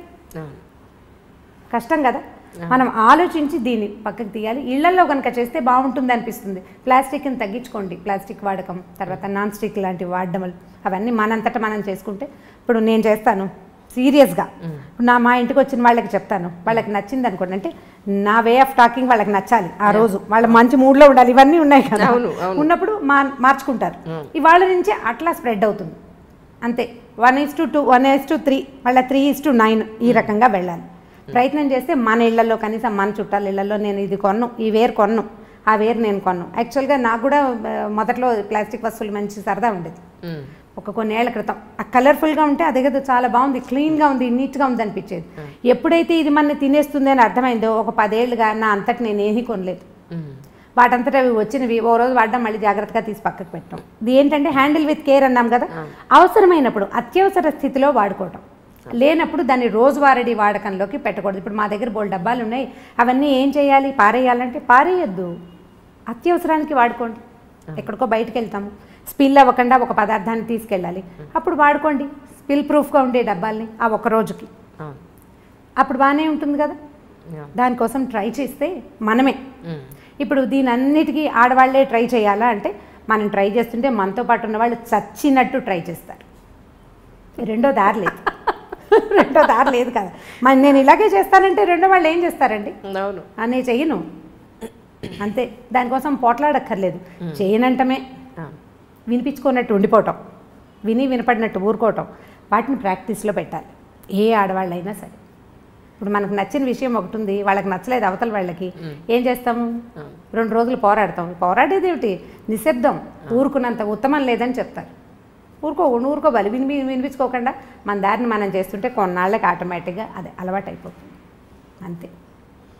కానీ ఎంత కష్టం మాట్లాడకుండా, మన కోపం వచ్చినప్పుడు, మనకి యాంటీగా ఒక విషయం జరుగుతున్నప్పుడు, మనకు నచ్చంది జరిగినప్పుడు ఒక మాట అనకుండా కామ్గా ఉండాలంటే చాలా కష్టం కదండి. చాలా కష్టం. మీ వాళ్ళ అమ్మగారు ఏం చేసి ఉంటారో ఆలోచిస్తే ఈజీగా అనిపిస్తుంది. ఓకే, నిజంగా. ఎందుకంటే ఇప్పుడు మనకి లైఫ్ సులువైపోయింది కదా అంజలి. నిజం, ఎంత ఈజీ అయింది. సింపుల్గా బళ్ళ మీద, కార్ల మీద వెళ్ళిపోతున్నాం. ఏదైనా పచ్చడి చేయాలంటే ఈజీగా చేసేస్తాం. ఇదివరకు ఆవకాయ అంటే 10 రోజుల పని, ఇప్పుడు ఏం లేదు. రైతు బజార్ వెళ్ళటం, 3-4 గంటలు ఆవకాయ ఫినిష్ చేసి డబ్బాకెత్తి పక్కన పడేస్తాం, చాలా తొందరగా అయిపోతుంది. అన్ని పనులు ఈజీగా అవుతున్నాయి. మన అమ్మమ్మల జీవితాలు ఇలా సులువుగా నడవలేదు. చాలా స్ట్రగుల్ అయ్యేవారు, చాలా శ్రమ పడేవాళ్ళు, బోల్డ్ అంతా పని చేసేవాళ్ళు, అలుపు సులుపు లేకుండా ఉండేవాళ్ళు. అలుపు లేకుండా ఉండి తర్వాత మరి నెక్స్ట్ డే నడవాలి కదా. ఈ ఒక రోజుతోటి అయిపోలేదు కదా. ఇవాళ బాగా అలసిపోయామంటే మనమైతే 2 గంటలు ఎక్స్ట్రా పడుకుంటున్నాం. పాత రోజుల్లో పడుకుందుకు అవకాశాలు కూడా ఉండేవి కాదు. మంచం ఎత్తేయాలి తెల్లారకుండానే. ఇప్పటి పరిస్థితులు కావు కదా. వాళ్ళని ఒకసారి తలుచుకుంటూ ఉంటే మన ముందు తరం వాళ్ళు ఎంత స్ట్రగుల్ అయ్యారో ఆలోచిస్తే ఇది ఈజీగా అనిపిస్తుందని నేను అనుకుంటాను. నేను మా మదర్ని బాగా తలుచుకుంటా ఆ విషయంలో, మా నాయనమ్మని కూడా. ఎలా వీళ్ళు సర్దుకున్నారు, ఎట్లా వీళ్ళు చేయగలిగారు. మా పెద్దక్కయ్యలు 3 కూడా ఎప్పుడూ నాకు ఫ్యాసినేషన్ వాళ్ళ మీదే ఉంటుంది. వీళ్ళు ఎలా చేశారు అని. పొయ్యి మీద వంట చేసుకోవటం, 20 మంది 15 మంది పిల్లలు, ఇంటి నిండా పిల్లలు, ఓ పిల్లకి జ్వరం, ఓ పిల్లకి తలనొప్పి, ఇంకో దానికి ఇంకోటి ఏమిటో, ఒకటి పడి కాలికి దెబ్బలు కొట్టుకుంటారు. ఇంతమందిని హ్యాండిల్ చేస్తూ నిజము హ్యాండిల్ చేస్తూ అసలు ఇల్లు పెద్ద పెద్ద ఇల్లు, బాత్రూములు ఎక్కడో బాత్రూములు. అవును, ఇప్పుడు బెడ్రూమ్లో ఉండేవి కాదు కదా. బెడ్రూమ్ ఏంటి అసలు ఇంటికి దగ్గర కాదు. ఇల్లు ఎక్కడో, బాత్రూమ్ ఎక్కడో బాత్రూమ్. ఎంత అవస్థగా ఉండేదో, ఎంత కష్టపడేవాళ్ళు. వాళ్ళు ఎలా చేయగలిగారు? ఎప్పుడు చూసినా నవనవలాడుతూ పక్కపక్కలాడుతూ బాగానే ఉండేవాళ్ళు, రకరకాల పనులు చేసుకుంటూ. నేను వాళ్ళని ఎప్పుడూ తలుచుకుంటాను. నేను వాళ్ళతో పోలిస్తే 100 పని చేయట్లేదు అనిపిస్తుంది ఇప్పుడు. వాళ్ళు అలా పోల్చుకుంటే కనుక మీకు సహనం ఆటోమేటిక్గా వస్తుంది. First of all self pity పోగొట్టుకోవాలి. ఇప్పుడు ఆడపిల్లలకి పెద్ద జబ్బు అదే. అవునండి, చాలా పెద్ద జబ్బు. నేను ఎంత కష్టపడుతున్నానో అన్న వాక్యం మర్చిపోతే ఏముండదు, ఈజీగా ఉంటుంది. మీరు ఆలోచించి చూడండి ఒకసారి. మీరు చెప్తుంటే నేను ఊహిస్తున్నాను.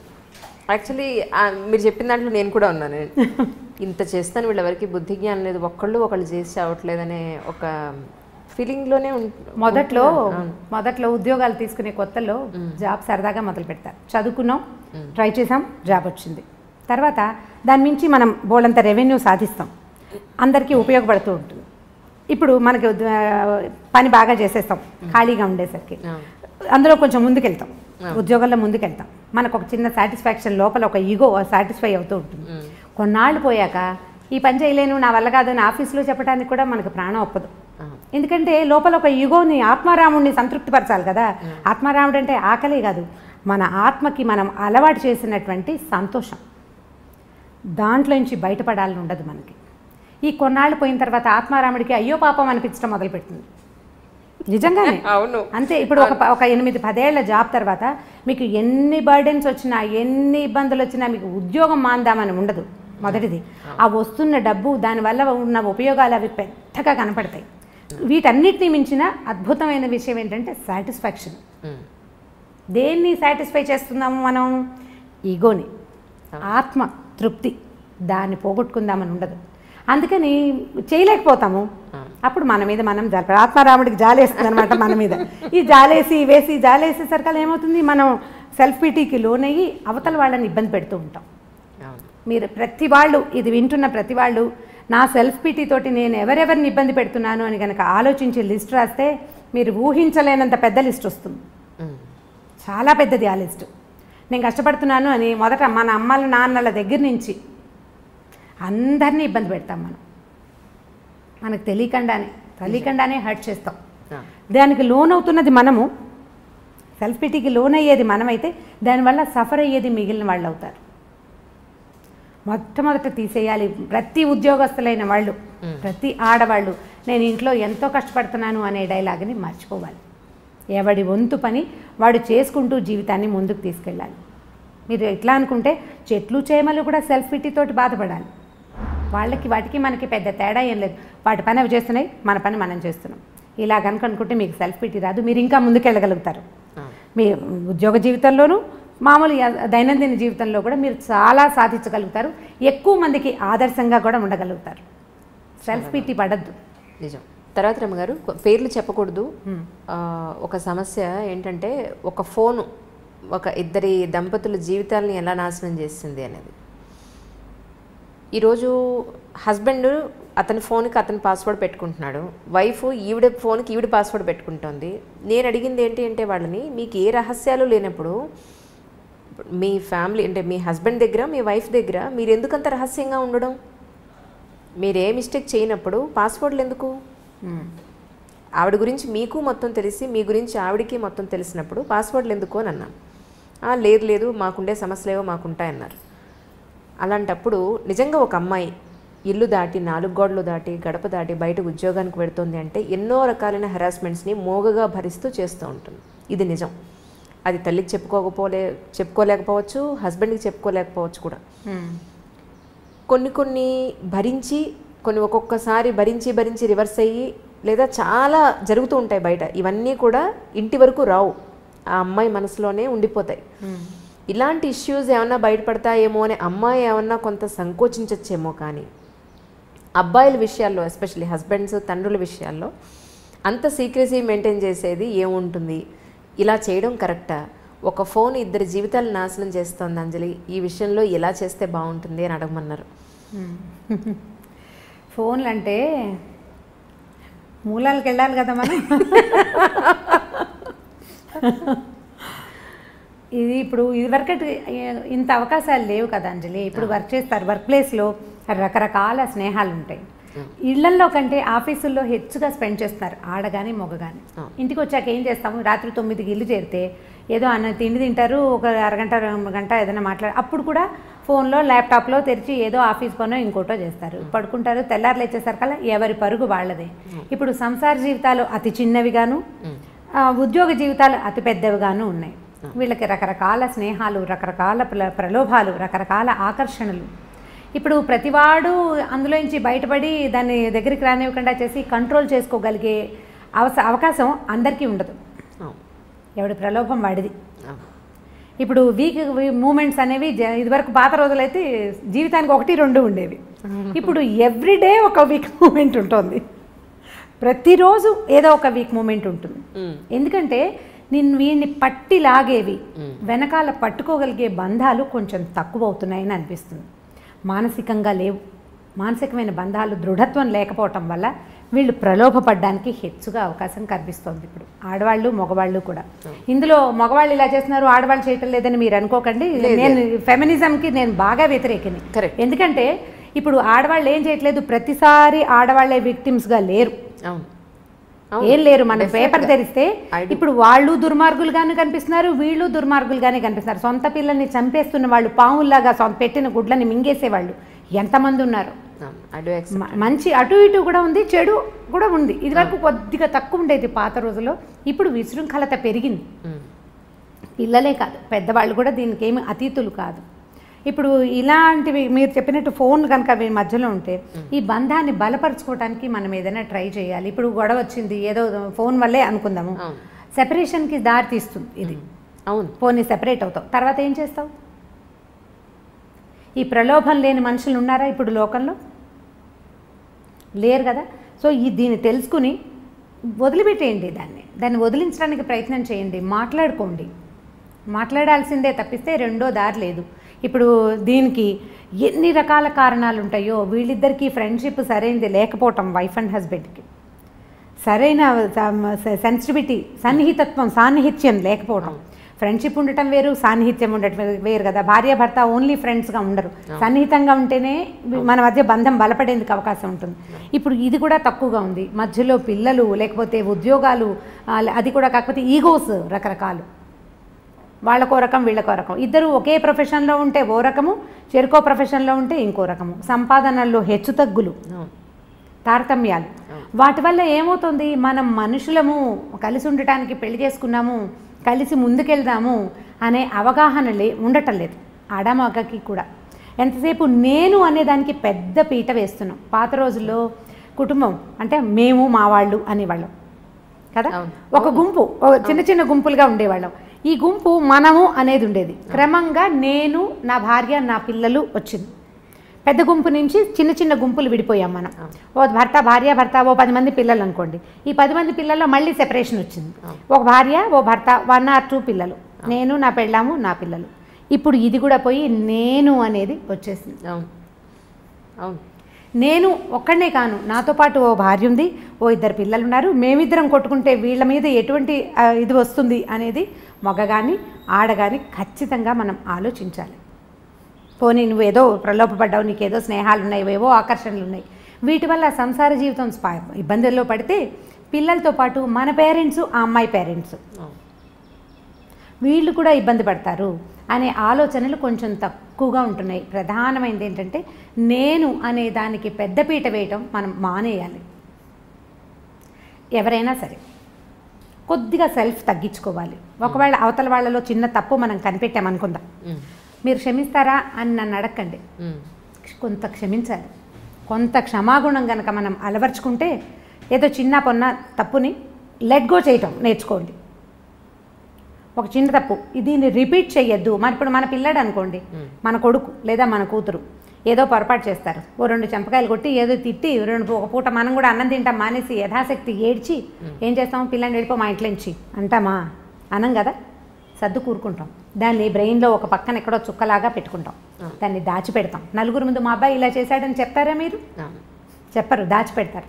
మీరు అలాంటి క్షమాగుణం ఆడ మగ అలవర్చుకుంటే కనుక కొంచెం పర్వాలేదేమో అని అనిపిస్తుంది. నీకు తెలిస్తే చాలా ఆగట్లేదు, ఉద్వేగం కష్టంగా ఉంది లోపల, వీడు నన్ను చీట్ చేశాడు లేదా ఇది నన్ను చీట్ చేసిందని మీకు అనిపిస్తోంది కష్టం కడుపులో. దాన్ని ఎవరితోటైనా క్లోజ్ ఫ్రెండ్స్ తోటి, ఆ ఫ్రెండ్షిప్ ఎలా ఉండాలి, నూతులోకి రాయి వేస్తే రాయి నిదానంగా వెళ్ళిపోతుంది అడుగుకి, అలా కూడా రాదు పైకి. అలాంటి స్నేహం ఎవరితోటి ఉందో వాళ్ళతోటి షేర్ చేసుకోండి. ఎంత కష్టమో ఈరోజు అలాంటి స్నేహం, చాలా కష్టం, చాలా కష్టం. మనం ఒక మాట చెప్తే దానికి చిలవలు పలవలు చేసేసి దానికి ఇంకా మసాలా యాడ్ చేసి మళ్ళీ ఎక్కడెక్కడి నుంచో మళ్ళీ తిరిగి మనకే వస్తుంది. అవును, మనం చెప్పిన ఒక సెంటెన్స్ 100 రకాల సెంటెన్సులుగా మన దగ్గరకు వస్తుంది. అవును, దీనికి ప్రయత్నం చేసి చూడండి. ఒకసారి లెట్ గో చేయటం వల్ల, క్షమించటం వల్ల మీకు లైఫ్ ఈజీ అవుతుంది. ఈ సమస్యలు వస్తున్నాయి, ఉన్నాయి, ఇంటింటా ఉన్నాయి. ఏదో 10 ఇళ్ళకి ఒకటి కాకుండా ఆల్టర్నేటివ్ ఇళ్లలో కూడా కనిపిస్తుంది. ఎవరిని కదిపినా ప్రతిసారి ఇవి ఉంటూనే ఉంటాయి. కొన్ని సంసారాలు అవి ఉన్నా కూడా వాళ్ళు సజావుగా పోతున్నారంటే మనకేమనిపిస్తుంది అంటే లేటెస్ట్ భావజాలంతో, అంటే ఈ తరపు భావజాలానికి నేనైతే ఇలా చేయను, వాడు నన్ను మోసం చేస్తే వాడిని తీసి అవతల పారేయాలి. ఎంతమందిని తీసి పారేయగలం మనం కదా? ఈ ఆలోచన ధోరణి కనుక మార్చుకుంటే ఇంత పెద్ద ఇబ్బంది ఉండదేమో అని అనిపిస్తుంది. సమస్యలు ఖచ్చితంగా వస్తాయి సంసారంలో. అది ఎవరి ద్వారా అయినా, ఎవరి వల్ల అయినా కావచ్చు. అది మరీ పెద్దది అనుకోండి, క్షమించేసి తలోగ్యం ఉండమని నేను చెప్పను, కానీ చిన్న వాటిని వదిలేయచ్చు. పిల్లల్లో చిన్న చిన్న తప్పులు మనం క్షమిస్తాం కదా, అట్లా పార్ట్నర్లో తప్పులు కూడా మనం క్షమించగలిగితే కొద్దిగా చూసి చూడనట్టు ఊరుకుంటే, మాట్లాడకుండా చూసి చూడనట్టు ఊరుకున్నామంటే వాళ్ళు రెచ్చిపోయే అవకాశం ఉంది. మొదటే మాట్లాడుకుని అది మనం సర్దుకుని చూద్దాం కొంతకాలం పాటు. అప్పుడు కూడా ఏమీ సర్దుబాటు అవ్వలేదనుకోండి, అప్పటి సంగతి అప్పుడు చూడొచ్చు. ముందు కొన్ని రోజులు నడుస్తాయి, ఈ లోపల మన పిల్లలు కొంచెం పెరుగుతూ ఉంటారు, పిల్లల వల్ల కూడా కొంత మార్పు రావడానికి అవకాశం ఉంటుంది. కానీ దీనికి ఇదే మార్గం, ఇంకా రెండో మార్గం లేదు, ఇంకేం చేయలేం మనం. దీన్ని స్క్రూటినీ చేయటం వల్ల మనకు వచ్చే ఉపయోగం ఏమీ ఉండదని నేను ప్రగాఢంగా విశ్వసిస్తాను. ఈ విషయాన్ని ప్రధానంగా కడుపులో దాచుకోలేకపోతాం, కష్టంగా ఉంటుంది, దాన్ని షేర్ చేయటమే. లేదా మనకు ఒక పాత మెథడ్ ఉందండి, ఒక మంచి పలక బలపం కొనుక్కోండి, చక్కటిది బాగా రాయాలి అది. అప్పుడు చక్కగా పలక మీద మీకు తెలుగు వస్తే తెలుగులో మీకు నోటికి వచ్చినన్ని తిట్లు రాసుకోండి, తర్వాత పలక చెరిపేయండి. మీరు ఎలా మోసపోయారో కూడా దాని మీద రాయండి. ఒకసారి రాస్తే ఖర్చు తీరలేదు అనుకోండి, 2-3 సార్లు రాయండి, తర్వాత మీకు రాయటం పట్ల విసుగొస్తుంది. మొదట రాసిన సెంటెన్స్లు తర్వాత మీరు రాయలేకపోతారు, మెల్లిగా లోపలున్న ఖర్చు తగ్గిపోతుంది. నాకు ప్రాక్టికల్గా తెలిసేది, మా ఇంట్లో 2-3 పలకలు ఉన్నాయి. So nice. పేపర్ మీద రాస్తే ఉండిపోతుంది, పలకైతే చెరిపేయచ్చు. పలకలకి ఇప్పుడు బాగా డిమాండ్ రావాలి. పలకలు మీరు బోర్డు మీద రాయాలనుకోండి, ఎక్కడో నిలబడి రాయాలి. పలకేంది, బాత్రూంలో కమ్మోడ్ మీద కూర్చొని కూడా రాసేసుకోవచ్చు ధారాళంగా. మీకు ఎంత కోపం ఉందో అంత కోపాన్ని ఒకసారి రాయండి, రెండోసారి అవే వాక్యాలు మీరు ఖచ్చితంగా రాయలేకపోతారు, రాయలేరు. నోటితో చెప్పామనుకోండి మాటలు పెరిగిపోతాయి అంజలి, మాటలు పెరిగిపోతాయి. ఎందుకంటే నాలుకకి ఎంత పదునుంటుందంటే ప్రతి వాడిన కొందికి పదును పెరుగుతుంది, వాడిన కొందికి తిట్లు వస్తాయి. మనం చూడండి అబ్యూజివ్ లాంగ్వేజ్ వచ్చేస్తుంది, మంచి భాష రాదు. క్రమంగా మనం ఒకళ్ళ గురించి చెడ్డగా చెప్పామనుకోండి, 10 సెంటెన్సులు మొదటి చెవికి చేరితే రెండో చెవికి చేరేటప్పుడు 12 అవుతాయి. 10 చెవులు మారేసరికి 100-150 అవుతాయి. చివరికి అందులో నానా గోత్రాలు అన్ని తప్పులు కూడా ఉండొచ్చు, ఒక్క నిజం ఉండదు. అదే మనం రాసామనుకోండి, మనకి ప్రధానమైంది చేతికి బ్రెయిన్కి అంత సింక్రనైజేషన్ ఉండదు ఎవరికైనాను. కొన్నిసార్లే రాస్తాం, అన్నిసార్లు రాయలేకపోతాం. పలక కొనుక్కోండి, మీరు ఎవరినైనా క్షమించగలరు, నాది హామీ, అంతే.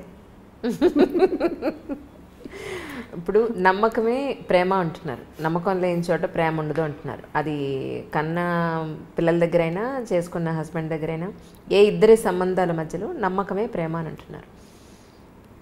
ఒక ఫోన్ చూస్తే కానీ ఒక మనిషి క్యారెక్టర్ తెలియజేయలేకపోతున్నాం ఈ రోజున.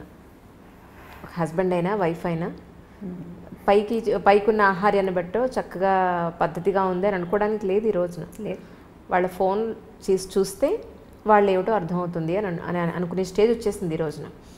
సో ఇలాంటి పరిస్థితుల్లో మరి అసలు వీళ్ళు ఏం చేస్తున్నారు అని మన పిల్లల ఫోన్లు తీసుకుని మనం చూడకపోతే వాళ్ళు ఏంటో తెలియదు. తీరా చూస్తే మమ్మల్ని అనుమానిస్తున్నావా అంటారు. నిజంగా ప్రేమిస్తే మమ్మల్ని ఎందుకు అనుమానిస్తున్నావు అనే క్వశ్చన్ మళ్ళీ వాళ్ళ నుంచి. తల్లిగా వైఫ్గా మన భర్త ఏం చేస్తున్నాడు అనేది ఒక ఐవేస్ చూడకుండా, మన పిల్లలు ఏం చేస్తున్నారు అనేది ఒక ఐవేస్ చూడకుండా, అనుమానం అని కాదు, మన జీవితం మన పిల్లలు జాగ్రత్త అనేది ప్రతి విషయంలోనూ ఉండాలి. ఒక వస్తువు కొనేటప్పుడే ఈ వస్తువుని ఎలా తోమితే దీని 10 కాలాల పాటు మన దగ్గర ఉంటుంది, ఎక్కడ పెడితే ఇది పగిలిపోకుండా ఉంటుంది అనేది ఆలోచించినప్పుడు మన కన్న పిల్లల్ని జాగ్రత్తగా చూసుకోవాలి, మళ్ళీ పద్ధతిగా పెంచి వాళ్ళని ఒక అమ్మాయి అయితే ఒక ఐ చేతులను, అబ్బాయి అయితే పద్ధతిగా పెంచాలను అనుకుంటాం, ప్రతి తల్లిదండ్రులు అనుకుంటాం. అలాగే హస్బెండ్ విషయంలో ఏం జరుగుతుందో ఒకసారి చూద్దాం అనే దాంట్లో తప్ప మీ ఉద్దేశ ప్రకారం చూస్తేనే కదా తెలుస్తున్నాయి, తెలిసినప్పుడే కదా మనం ఏదైనా కంట్రోల్ చేయగలం. చూడడమే తప్పంటే చూడడం తప్పు అంటే దాన్ని ఇంకా పూర్తిగా చేసినా కూడా దాన్ని యాక్సెప్ట్ చేసేసి ఉండమని మీరు చెప్పడం. దీని ఆన్సర్ మీరే చెప్పారు. ఒక వస్తువు కొనేటప్పుడు మనం చూస్తాం కదా, అన్ని విధాలా కనుక్కుంటాం. పైగా ఇప్పుడు నెట్లో అయితే మనం ఎన్ని స్టార్స్ వచ్చినాయి వాళ్ళ కామెంట్స్, దాని మీద ఏదో అంటారు కదా రివ్యూస్ చూస్తాం. మనుషులకి రివ్యూస్ ఉంటాయా? పైగా వస్తువు ఏ విషయంతో తయారైంది, దేంతో తయారైంది మనకి క్లియర్గా తెలుస్తాయి. మనుషులు రకరకాల సంఘటనల ద్వారా వీళ్ళ పెంపకం జరుగుతుంది. ఒక అమ్మ నాన్న మట్టి ముద్దల్లాగా ఒక కుండను తయారు చేసినట్టు, బొమ్మను తయారు చేసినట్టు చెయ్యరు ఆ పిల్లల్ని. మనం పెంచడం మొదలు పెడతాం. ఎంత ఒక 3 ఏళ్ల దాకా ఇంచుమించుగా మనలాంటివే, మనం పెట్టిన అన్నమే, మనం పెట్టిన పెరుగన్నమే, మన వాడికి నచ్చినా నచ్చపోయినా ఏడుస్తూ చస్తూ బతుకుతూ పిల్లలు తినేస్తారు. వాడు స్కూల్కి వెళ్ళటం మొదలు పెట్టాక పక్కవాడు తెచ్చిన బెండకాయ వేపుడు చూసి వాడు చాలా బాగుందని వాడు అది తింట మొదలు పెడతాడు. తర్వాత వాళ్ళు ప్రపంచాన్ని తెలుసుకునేది మన ద్వారా కాదు. మనం కొన్ని విలువలు, కొన్ని అలవాట్లు, చాలా డబ్బు, శ్రమ ఇస్తాం పిల్లలకి. మీరైనా అంతే, మీ అమ్మా నాన్న కూడా మీకు అలాగే చేశారు కదా. ఇప్పుడు మీరు పెరిగింది వాళ్ళ వల్లే కాదు కదా, మిగిలిన ప్రపంచం అంతా చూసి పెరిగారు. ఇప్పుడు ఈ ప్రపంచంలో నువ్వు పెరిగిన దాంట్లో ఏమేమి ఉన్నాయి అనేది మీకు ఎలా తెలుస్తుంది? వస్తువు అయితే తెలుస్తుంది ఇందులో ఏముందో, మనుషుల్లో తెలియదు. కాబట్టి మనుషుల్ని మనుషులుగానే స్వీకరించాలి. వాడి లోపలికి వెళ్ళి ప్రతి లోతులో ఉన్నది తెలుసుకోవడానికి పుస్తకాలు కాదు కదా మనుషులు. మనం నిదానంగా తెలుసుకుంటాం. వాడి లోతు, వాడు చూపించని ఒక రహస్యం ఉందనుకోండి, భర్తలోనో భార్యలోనో, ఆ రహస్యాన్ని రహస్యంగానే మనం ఎందుకు ఉండనివ్వకూడదు? పీప్ చేయటం వల్ల, ఇప్పుడు పీప్ చేయటం వల్ల అదే కంటిన్యూ అవుతుందిగా. అడగండి. ఇప్పుడు అడగడం అంటే ఇప్పుడు ఎలా ఉంటుందంటే, ఇది ఊరికే ఒక సెంటెన్స్గా అయిపోదు అంజలి. ఇవాళ నువ్వు ఫోన్ చూసావు, ఒక అమ్మాయి భర్త ఫోన్ చూసింది, ఇవాళ ఒక రోజుతోటి ఆగదు, రేపు కూడా చూడాలనిపిస్తుంది. ఇవాళ మాట్లాడావు నీ ఫోన్లో, వాళ్ళు ఎవరో ఫోన్ నెంబర్లోనే నువ్వు ఎందుకు చేసావు, పోట్లాడుకున్నావు, సరిపోయింది. 10 రోజుల తర్వాత ఫోన్ అక్కడ కనపడితే బుద్ధి, చెయ్యి 2 దాని మీదకే వెళ్తాయి. అవును, ఈ చూడడం మొదలు పెడితే నువ్వు ఎప్పుడూ చూస్తూనే ఉంటావు. నువ్వు ఏం చేసి ఎంతసేపు శోధించి వాడిని నీతో ఉంచుకోవాల్సిన పని ఏమిటి? అనుక్షణం శోధిస్తున్నప్పుడు ఎందుకు వాళ్ళు నీతో ఉండటం? నువ్వు అనుక్షణం అనుమానిస్తున్నట్టే. మొదటిసారి అనుమానంగా ఉండదు, నువ్వు క్యాజువల్గా చూస్తావు, తర్వాత అది అనుమానం అని అనాలి. ఇప్పుడు ఎంతసేపు అనుమానిస్తూ అతన్ని నీతోనే నువ్వు ఎందుకు ఉంచుకోవాలి? అనుమానించి, ప్రశ్నించి, పోట్లాడి, దాని మీద ఏదో ఒక రిజల్యూషన్ ఒకటి సాధించి, తర్వాత మళ్ళీ 10 రోజుల పైకి మళ్ళీ ఫోన్ కనపడంగానే మన బుద్ధి దాని మీదకే వెళ్తుంది. ఏం చేస్తున్నారో వీళ్ళు నేను లేనప్పుడు అని అనిపిస్తూ ఉంటుంది. అసలు ఈ ఆలోచనే సరైంది కాదని నేను భావిస్తాను. పిల్లల విషయం అనుకోండి, పిల్లాడు అనుకుందాం, పిల్లవాడికి ఇప్పుడు వాడు ఏం కొత్తది చేస్తున్నారో అనేది మనం తెలుసుకోవాలి. నాకు ప్రైవసీ లేదంటే నువ్వు ఏదైనా కొంప ఉంచితే నేనే పడాలి కదరా అని చెప్పచ్చు. భర్తలతోటి మనం ఆ మాట అనగలుగుతామా? అనగలుగుతాం. అతను చీపో నువ్వు నాకు వద్దంటాడు, అప్పుడు పోనీ వీడు కాదని ఇంకొని చేస్తామా? పిల్లాడిని ఎలా చేయలేమో భర్తల్ని కూడా అలాగే చేయలేకపోతాం కదా. పోనీ మారుద్దాం అనుకుందాం, ఇప్పుడు మనకు అవకాశాలు ఉన్నాయి, మార్చేద్దాం అనుకుంటాం. ఎన్ని మారుస్తాము? ప్రతివాడు మనకి గుమ్మడికాయ ఇంత ముచ్చని దొరుకుతాడా? దొరకడు కదా. సో ఇప్పుడు ఇది తప్పనే తప్పదు. ఇప్పుడు మనం పీప్ చేసి వాళ్ళ లోతుల్ని శోధించి వాళ్ళ లోపల ఏముందో తెలుసుకోవాలి. నేను నీ కంపానియన్ కాబట్టి నీ మొత్తం రహస్యాలు నాకు తెలియాల్సిందే అన్నది కూడా ఒక రకమైన ఈగోయిస్టిక్ ప్రవర్తనగానే అనిపిస్తుంది మనకి. ఖచ్చితంగా తెలుసుకోవాలన్న ఉద్దేశం అంత సరైంది కాదేమో అని అనిపిస్తుంది. నువ్వు తెలుసుకుని నువ్వు సాధించేది ఏమీ లేదు, నువ్వేం సాధించలేకపోతావు. బాగా తెలుసుకున్నావు, క్లియర్గా ఖచ్చితంగా తెలుసు నీకు. అంత ఖచ్చితంగా అద్దం లాంటి మనస్తత్వం కలిగిన మగవాడికి కూడా వీక్ మూమెంట్ రావచ్చు, ఎక్కడో ఒక ప్రలోభం తగలచ్చు. ఆ ప్రలోభానికి కారణం మనలాంటి ఇంకొక ఆడదే కావచ్చు, లేకపోతే ఎవరైనా మగవాళ్ళు అవ్వచ్చు, ఎవరో అవ్వచ్చు, ఫ్రెండ్స్ అవ్వచ్చు, మనం చెప్పలేకపోతాం. ఇప్పుడు ఈ వీక్ మూమెంట్స్ అనేవి మనుషుల జీవితాల్లో ఉండటం సహజమేనా? మనం ఒప్పుకోవాలి కదా దానికి. కాదు, ప్రతివాడు శ్రీరామచంద్రుడిలాగా ఉండాలా? ఏ కాలం ఇది? ఇప్పుడున్న కాలం ఏమిటి? మనం ఎక్కడున్నాం ఇప్పుడు? అసలు ఇదివరకటి పద్ధతులే ఇప్పుడు లేవు కదా. ప్రతి వాళ్ళకి ప్రలోభాలు తప్పవు. ఈ లోతులు శోధించాలి అని కనుక పెట్టుకుంటే నువ్వు శోధిస్తూనే ఉంటావు. వదిలిపెడితే నువ్వు ఈ జీవితంలో ఏదైనా సాధిస్తావు, ఇంకోటి ఏదైనా. దీన్ని నువ్వు సాధించగలిగేది సుతరాము లేదు, ఇందులో ఏమీ లేదు. కనుక్కుని మనం ప్రయోజనం ఏం లేదు. సరే, ఇప్పుడు ఒక ప్రాక్టికల్ ఒక అమ్మాయి లైఫ్ కట్టే కొట్టే తెచ్చేలాగా చెప్తాను, మీకు దాని సొల్యూషన్ చెప్పండి. అలా అయితే అమ్మాయి విలేజ్ నుంచి మామూలు నార్మల్ బ్రాహ్మణ్ ఫ్యామిలీ నుంచి వచ్చి హైదరాబాదు పెళ్లి చేసుకుని హైదరాబాద్ వచ్చింది. అమ్మాయికి 2 పిల్లలు, వైఫ్ అండ్ హస్బెండ్స్కి 2 పిల్లలు. ఒకరోజు పిల్లలు తీసుకొచ్చి అమ్మాయి మామూలు చదువుకుంటే యూట్యూబ్ తెలియదు, నెట్ తెలియదు, ఏమీ తెలియదు, అమ్మాయికి నాలెడ్జ్ లేదు. ఆ అమ్మాయి మొగుడు ఫోన్ కూడా ఒక 20 సంవత్సరాలుగా ఏం జరుగుతుందో కూడా చూడాలని కూడా తెలియనంత అమాయకురాలు. పిల్లలు తీసుకొచ్చి ఫోను, ఇదిగొమ్మ నాన్న ఇవన్నీ చూస్తున్నారు అని చెప్పి పిల్లలు తీసుకొచ్చి వాళ్ళ నాన్న ఫోన్ చూపించారు. ఇది ఏమిటి, ఎలా చూస్తారని పిల్లల దగ్గర నుంచి నేర్చుకుంది ఆ తల్లి.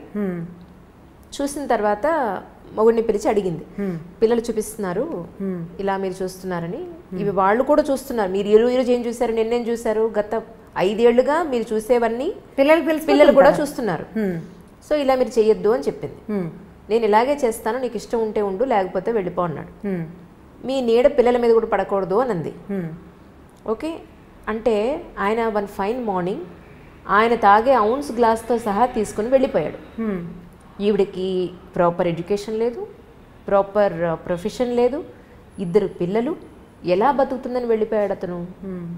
ఇప్పటికి 5 ఏళ్ళు అయింది. అసలు అతనికి బాధ్యత ఉందంటారా? ఎక్కడుంది బాధ్యత? లేదు కదా. మరి ఇప్పుడు అడగడమే తప్పంటున్నారు. ఫోన్ అక్కడ చూడలేదు అమ్మాయి. మరి పిల్లలు చూసి ఇప్పుడు ఎవరికి తప్పు, ఎవరి జీవితం ఇప్పుడు మట్టిలో కలిసిపోతుంది అక్కడ. ఇది పాయింట్.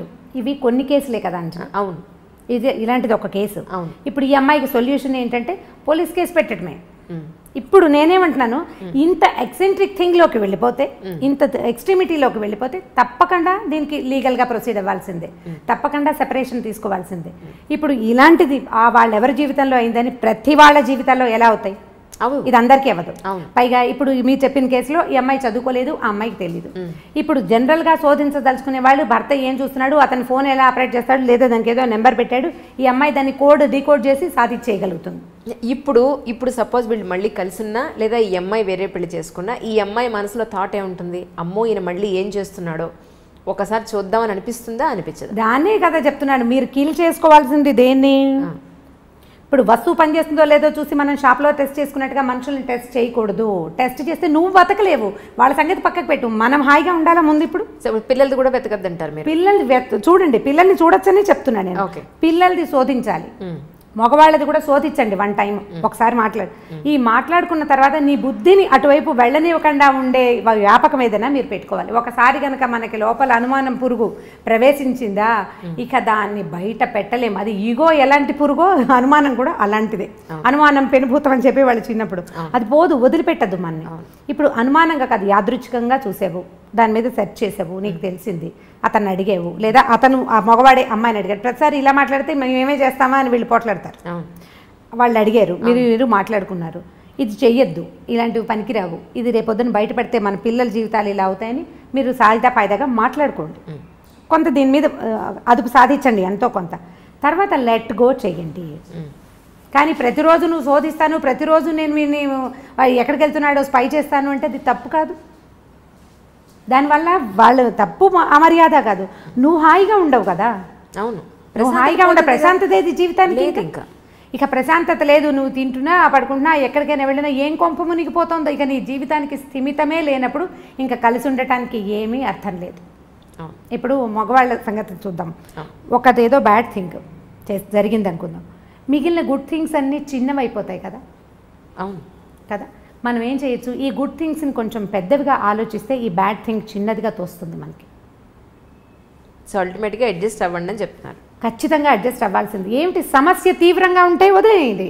ప్రతిసారి ఇదే చెప్తాను నేను, మీరు ఎన్ని ప్రశ్నలు అడిగినా నేను ఇదే చెప్తాను. సమస్య తీవ్రమైతే, నువ్వు తప్పించుకోలేని స్థితి వస్తే ఖచ్చితంగా తెంపేయటమే, ఏదైనా సరే, ఎవరితోటైనా, అటు పెద్దవాళ్ళతో కానీ, పిన్నవాళ్ళతో కానీ, పార్ట్నర్ తోటి కానీ.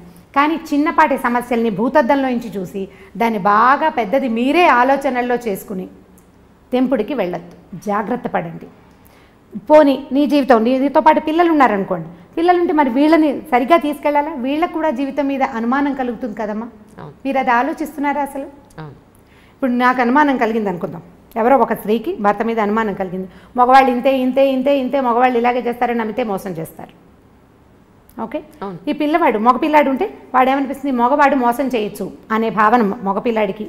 ఆడపిల్లలకి మగవాళ్ళు ఎప్పుడు ఇలాగే చేస్తారు కాబట్టి మగ పెదవులను నమ్మకూడదని ఆడపిల్లలకి. మనం ఇద్దరిని చెడగొట్టామా, దీనివల్ల ఇంకో 2 చెడిపోతారు రేపొద్దున. ఎంతమందిని చెడగొట్టినట్టు? పైగా జీవితానుభవాలు ఎవరివి వాళ్ళవే కానీ రెండో వాళ్ళవిగా ఉండవు. మన జీవితానుభవాన్ని మనం చూసి ఆడపడుచులతోటో, అత్తగారితోటో, భర్తలతోటో ఇబ్బంది పడి జీవితం ఇలాగే ఉంటుందని పిల్లలకి ప్రబోధిస్తాం. నీ జీవితం ఉందని నీ తోటి ఉన్న వాళ్ళ జీవితాలు అలా ఉండకపోవచ్చు. అక్క చెల్లెల జీవితాలు కూడా, ఒకళ్ళకి తాగుబోతు మొగుళ్ళు దొరుకుతారు, రెండో వాడు బంగారు కొండ కావచ్చు, రెండో అల్లుడు, మనం చెప్పలేకపోతాం. ఇప్పుడు దీన్ని చూసి ఇది అది ఒకేలా ఎలా ఉంటాయి? మనకి చేతి వేళ్ళే ఒకలా లేవు కదా. ఇప్పుడు మనం ఇంప్రెషన్ ఇవ్వకూడదు కదా. పిల్లలకి అభద్రతా భావాన్ని కలిగించకూడదు. ఇప్పుడు ఒకళ్ళే ఉంటే మీరు కొట్టుకున్నారు, సరే ఏదో సెపరేట్ అయ్యారనుకో. పిల్లలు ఉన్నప్పుడు పిల్లల పెరుగుదలతోటి ఇబ్బంది వేరేది. వీళ్ళకి చదువులు ఎట్లాగా, వీళ్ళకి సంపాదన ఎట్లాగా, వీళ్ళని సెటిల్ చేయటం ఎట్లాగా, ఇవన్నీ శేష ప్రశ్నలే. ఇవి కాకుండా వాళ్ళ మనసులు రేపొద్దున ఎలా అవుతాయి అనేది చూడాలి. ఇప్పుడు ఒక భర్త తాగొచ్చి భార్యను కొడతాడనుకోండి, తాగబోతు మొగుళ్ళు దెబ్బలు తినే పెళ్ళాల కథలు కూడా బోల్డ్ చదువుతుండే వాళ్ళ మీద వరకు. ఇప్పుడు కొంచెం తక్కువ ఉన్నాయి. తను కొడతాడు. ఈ పిల్లలు చూస్తూ ఉంటారు, 3-4 మగ పిల్లలు ఉంటారు. వాళ్ళకి వాళ్ళ అమ్మని రక్షించాలని ఉంటుంది చాలా. తండ్రి మీద అయిష్టం ఏర్పడుతుంది. పెళ్ళాలని బాగా చూసుకోవాలని చిన్నప్పుడు అనిపిస్తుంది. కానీ వాళ్ళు పెళ్ళిళ్ళు అయ్యాక వీక్ మూమెంట్లో పిల్లలు చేతులు ఎత్తేస్తారు. 4 పిల్లలు ఉంటే 3 కనీసం భార్యల్ని కొట్టేవాళ్ళుగా తయారవుతారు. ఒకడే బెటర్గా ఉంటాడు. భార్యల్ని అదుపులో ఉంచడానికి ప్రయత్నం చేస్తారు. ఎందుకంటే వాళ్ళు అదే చూస్తూ పెరుగుతారు. తాగటం తప్పు కాదనిపిస్తుంది. చిన్నప్పుడు అసహించుకుంటారు, చీచీ తాగకూడదని. కానీ కొంచెం పెద్ద అయ్యాక దాని మీద ఏం అదుపు ఉండదు. ఎందుకంటే వాడి సబ్కాన్షియస్లో అది ఫిక్స్ అయిపోయి ఉంటుంది. ఆడపిల్లలు కూడా అత్తవారితో అడ్జస్ట్ అవ్వకపోవడానికి సగం కారణం తల్లులే. ఎందుకంటే వీళ్ళు అత్తగారులు దుర్మార్గులని, ఆడపడుచులు పాపిష్టి వాళ్ళని వీళ్ళు మాట్లాడి పిల్లల బుర్రలో దాన్ని ఫిక్స్ చేసేస్తారు. మన జీవితానుభవం మన పిల్లల జీవితానుభవాలు కావు. సాధారణంగా జరగదు అట్లా. కానీ ఇప్పుడు నేను అవస్థపడ్డాను, నా పిల్లకి తెలియచేయాలి అని అనుకుంటాం. అది ఎలా అంటే పరిగెడితే పడతాం, తడిగా ఉన్న నేల మీద గబగబా నడిస్తే జారి పడిపోతాం అన్నంత కామన్ థింగ్గా మనం వ్యక్తులతోటి సంబంధాలను కూడా జనరలైజ్ చేసేస్తాం. బురదలో నడిస్తే పడతాం కదా, బురదలో నడిస్తే పడిపోతాం. ఇప్పుడు మనం పల్లెటూరు వెళ్ళామనుకోండి, ఎవరైనా పల్లెటూరులో ఉన్నవాళ్ళు, పల్లెటూరు వెళ్ళిన వాళ్ళు దీన్ని అబ్జర్వ్ చేసి చూడండి. ఈ బురదలో నడుస్తూ ఉండగా జారిన గుర్తులు 2-3 చోట్లే కనపడతాయి. పల్లెటూరు వాళ్ళకి బొటన వేలు బురదలోకి గుచ్చి నడవడం ఆటోమేటిక్గా వచ్చేస్తుంది బై ప్రాక్టీస్. కొత్తగా వెళ్ళిన వాళ్ళు లేదా ఏదైనా పాల్మాలిపోయి అంటే ఎక్కడో ఏదో ధ్యాసలో ఉండి నడిచే వాళ్ళే జారుతారు. అందరూ జారి పడిపోరు. మరి జనరల్గా అయితే బురదలో జారి పడాలి కదా, వాళ్ళంతా ఎలా తిరిగేస్తున్నారు? సో దాన్ని జనరలైజ్ చేయడానికి వీల్లేదు. జీవితాలు కూడా అంతే. ఇప్పుడు ఈ అమ్మాయి భర్తతో ఇబ్బంది పడింది, తన ఫ్రెండ్స్ అందరికీ చెప్తుంది. కొత్తగా పెళ్ళైన మేనగోడలు కూడా వస్తే ముందు నుంచి చూసుకుంటూ ఉండు, మగవాళ్ళు ఇలా చేస్తారంటే ఏ అనుమానము లేని పిల్లకి కూడా ఈ మొగుడు ఫోన్ టెస్ట్ చేయాలని ఉంటుంది. నువ్వు ఎందుకు పాస్వర్డ్ పెట్టుకున్నావు, నువ్వు నన్ను మోసం చేస్తావా అని ముందే అడగడం మొదలు పెడతారు. వాడు అందులో బ్యాంక్ కార్డులో బ్యాంక్ నెంబర్లో ఏవో పెట్టుకుంటాడు, అకౌంట్ నెంబర్లో. ఆ జాగ్రత్తగా వాడు పాస్వర్డ్ పెట్టుకుంటాడు. ఈ పిల్ల ముందు నుంచే స్టార్ట్ చేస్తుంది. ఇది ఎందుకంటే ముందు చూసిన జీవితానుభవం వల్ల. ఎవరి జీవితానుభవం వాళ్ళదే. మీకు అయిందని పక్క వాళ్ళకి అవుతుందని లేదు. సక్సెస్ఫుల్ మ్యారేజెస్ సగం పెళ్ళిళ్ళు కాదు, ఇంకా అనకూడదు అట్లా. 90% సక్సెస్ఫుల్ మ్యారేజెస్ లెట్ గో చేయటం వల్లే సక్సెస్ అవుతాయి. అవును అని సమాధానం రాకపోతే చూడండి మీరు, మనం క్షమించకపోతే లేదా మగవాడే క్షమించి ఊరుకోకపోతే సంసారాలు నడవు. ఇండియా కూడా మిగిలిన దేశాల్లాగానే ఎక్కువ డైవర్సులు, ఎక్కువ 2nd, 3rd, 4th, 5th marriages తోటి నిండిపోతుంది. ఈ క్షమాగుణాలు పెద్దవాళ్ళు కూడా మనకు అలవాటు చేస్తారు. ఇప్పుడు నాబోటి వాళ్ళు అంటే నేను కూడా ఇలాగే నా దగ్గరకు వచ్చిన పిల్లలకి చెప్తాను, చూసి చూడట్టు ఊరుకో పాప, ఎక్కడో చోట ఊరుకో, నీకు కావాల్సింది చేయించుకో. నేను పిచ్చి సలహా ఇలాంటివి చెప్తాను అనమాట. నువ్వు ఇది చేసావు కాబట్టి నువ్వు నాకు అది చేసి పెట్టు. బాగుంది కదా బార్టర్ సిస్టమ్. నువ్వు ఇలా చేసినా నేను మీ అమ్మ నాన్నకి చెప్పలేదు, నేను ఎవరికి చెప్పట్లేదు, కాబట్టి నువ్వు నాకు లొంగుండు అని లొంగ తీసుకోండి. ఈజీ మెథడ్, చిన్నపిల్లలకి మాట చెప్పడానికి అనమాట. ఇలా చెప్తే సరిపోతుంది, ఈజీగా ఉంటుంది. లెట్ గో చేయకపోతే సంసారాలు ఉండవు. ఏదో ఒక దశలో ప్రతి వాళ్ళు ఒకళ్ళనొకళ్ళు క్షమించేసుకునే ముందుకు తీసుకుపోతూ ఉంటారు. దానికి మన ఆర్థిక పరిస్థితులు, మన పిల్లలు, మన తాలూకు ఉద్యోగాలు, మనకి ఏ సపోర్టు ఏ పక్కన లేకపోవటాలు, వాటి వల్ల కూడా కొంత మన కుటుంబ పరిస్థితులు, మన పెద్దవాళ్ళు, మన కజిన్స్ అందరూ ఏమనుకుంటారు, నలుగురు నానా విధాలుగా చెప్పుకుంటారు. కాబట్టి క్షమించో మాట్లాడుకోకుండాను ఎలాగోలాగా కొంతమంది భార్యాభర్తలు సంవత్సరాల తరబడి మాట్లాడుకుని వాళ్ళు బోల్డ్ మంది తెలుసు నాకు. ఇంట్లో ఉంటారని మామూలుగా నడిచిపోతుంటే వాళ్ళిద్దరు మాట్లాడుకోరు. ఏదో సందర్భంలో కోపాలు వచ్చినాయి, మళ్ళీ మా అమ్మ నాన్న మాట్లాడుకోరు అని చెప్పే వాళ్ళు కూడా పిల్లలు కూడా కనిపిస్తారు. వీళ్ళిద్దరు గోడలతోటి మాట్లాడుకుని పని నడిపేస్తూ ఉంటారు. అయితే సంసారం రోడ్డు మీద పడలేదు. పిల్లలు చక్కగా ఎదిగారు, పెళ్ళిళ్ళు చేసుకున్నారు, అల్లుళ్ళు వచ్చారు, మనవలు పుట్టేశారు, వాళ్ళకి బాగానే ఉన్నారు. అంటే ఇది సంతోషమా, ఇదేనా పెళ్ళి అంటే అని మీరు అడుగుతారు. ఇప్పుడు కాదు, సంతోషం కాదు, నువ్వు సెపరేట్ అయిపోతావు. నువ్వు ఒకదానివే ఉంటావు, అది సంతోషమా? మీ పిల్లలు సజావుగా పెరగరు, అప్పుడు అది సొసైటీలో మీకేం సరైన గుర్తింపు ఉండదు, అది అవన్నీ సంతోషాన్ని ఇస్తాయి. అంటే మనకి సంతోషాన్ని ఇవ్వడానికి ఏ విషయమూ లేనప్పుడు మిగిలినవి ఏవీ లేవు, దీంట్లో సర్దుకుంటే సరిపోతుంది. కరెక్ట్. అంటే ఇప్పుడు మీరు విడాకులను సమర్థించారా అని గట్టి ప్రశ్న. లేదు లేదు లేదు లేదు, ఎవరి కోసం? అల్టిమేట్గా విమెనే సఫర్ అవుతుంది, అల్టిమేట్గా సఫర్ అయ్యేది విమెనే. ఆవిడ దృష్టి మీరు ఎక్కడున్నా ఏం చేసినా, కలిసున్నా ఒంటరిగా ఉన్నా, పిల్లలతో ఉన్నా, ఎప్పుడు సఫర్ అవ్వాల్సింది ఆడవాళ్ళే. ఈ మధ్య నేను ఒక ఇంటర్వ్యూలో అదే చెప్పాను, ఇండైరెక్ట్గా చెప్పింది అదే, కానీ నెటిజన్లకి కొంచెం అర్థం కాక నన్ను అందరూ చాలా నెగిటివ్గా అనుకున్నారు. బేసిక్గా నేను స్పోర్ట్స్మెన్స్ గ్రౌండ్లో ఎలా ఉంటారు, చీర కట్టుకుని పరిగెట్టలేం కదా. సో బేసిక్గా నేను నేషనల్ అథ్లీట్ని. నాది 400 మీటర్స్, 800 మీటర్స్ అండ్ 6 కిలోమీటర్స్ ఆమె ఈవెంట్స్ యాక్చువల్లీ. అప్పుడు షార్టే వేసుకుంటాం, స్లీవ్లెస్సే వేసుకోవాలి. ఒక స్టేజ్లో ఆ షార్ట్ స్లీవ్లెస్ కూడా ఒంటి మీద ఉంచుకోవడానికి కూడా భారంగా ఉంటుంది. లాస్ట్ 50 మీటర్స్ ఉండగా అంతగా చెమట, అంతగా శ్రమ ఉంటుంది రన్నింగ్లో. ఇదేమి గ్రూప్గా స్పోర్ట్స్ అంటే గేమ్స్ కాదు కదా, క్రికెట్ 10 మంది కలిపి ఆడేది. ఇవి అన్ని ఇండివిజువల్ ఈవెంట్స్, ఎవరికి వాళ్ళుగా ఒక్కరే గ్రౌండ్లోకి వెళ్ళి ఒక్కళ్ళే సాధించాల్సిన ఈవెంట్స్ ఇవన్నీ. సో వాళ్ళు ఎవరో అన్నారు స్లీవ్లెస్ వేసుకున్న వాళ్ళ రేపులు జరుగుతున్నాయని. నేను అన్నది అది కాదు, అసలు పద్ధతిగా ఉండి చీర కట్టుకొని ఎంతో గౌరవంగా ఉన్న లేడీస్ని చాలా తప్పుగా చూస్తారు బయట. వాళ్ళు చూసే దృష్టికోణం ఒక రకంగా ఉంటుంది.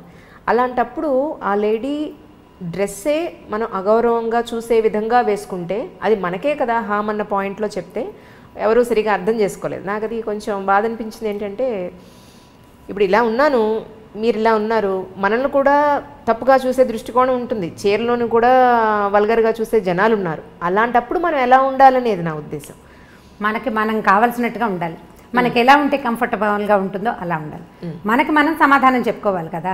ఇప్పుడు మీరు బట్టల గురించి అంటే మరి పసిపిల్లలవి, చిన్నపిల్లలవి, చిట్టి చిట్టి పాపాయిలవి కూడా రేపులు అవుతున్నాయి కదా.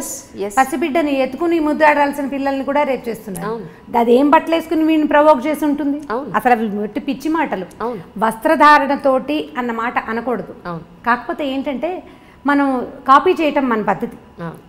హిందీ వాళ్ళు ఇంగ్లీష్ వాళ్ళని కాపీ చేశారు, మనం హిందీ వాళ్ళని కాపీ చేస్తున్నాం.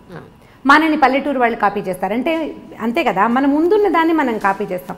మన ముందున్న ఒరవడి సరైంది కాకపోతే ఆటోమేటిక్గా కాపీ అవుతుంది. కూల్ షోల్డర్స్, కూల్ ఏవో రకరకాల బట్టలు ఉన్నాయి.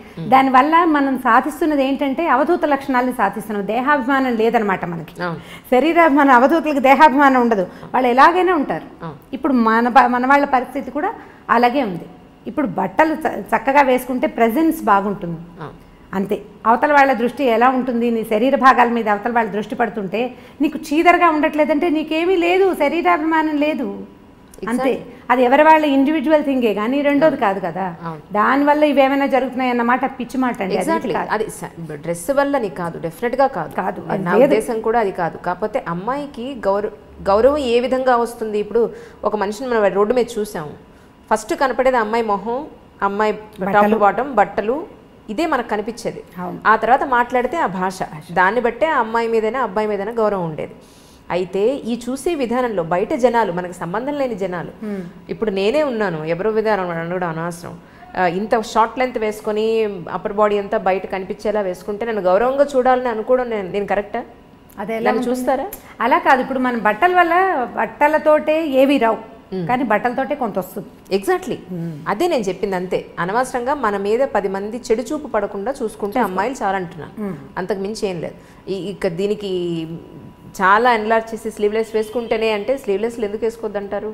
డెఫినెట్గా అందరికీ, అమ్మాయిగా పుట్టిన వాళ్ళందరికీ అన్ని రకాల బట్టలు వేసుకోవాలని ఉంటుంది. డెఫినెట్గా గుడికి వెళ్ళేటప్పుడు ఒక రకంగా తయారవుతాం, పార్టీకి వెళ్తే ఒక రకంగా తయారవుతాం, స్పోర్ట్స్కి వెళ్ళే వాళ్ళు ఇంకొక రకంగా తయారవుతారు. అందరూ ఒకలానే ఉండాలంటే నేను జడేసుకుని స్పోర్ట్స్ పరిగెట్టలేం కదా. డెఫినెట్గా గట్టిగా ముడి వేసాం, నేను చిన్నగానే చేసేసి నేను రన్ చేయగలుగుతాను డెఫినెట్గా. అలాగా ఎక్కడ ఎలా ఉండాలో రోమన్కి వెళ్ళినప్పుడు రోమన్లానే ఉండాలని చెప్తూ ఉంటారు. సో అలా ఉండాలి తప్ప, సో డెఫినెట్గా ఇప్పుడు పబ్లిక్కి ఖచ్చితంగా కొంతమంది అక్కడ దాని ప్రొఫెషన్ ఉన్నవాళ్ళు ఉన్నారు, అక్కడికి వెళ్ళి చీరలు కట్టుకోమని మనము చెప్పం. అదే.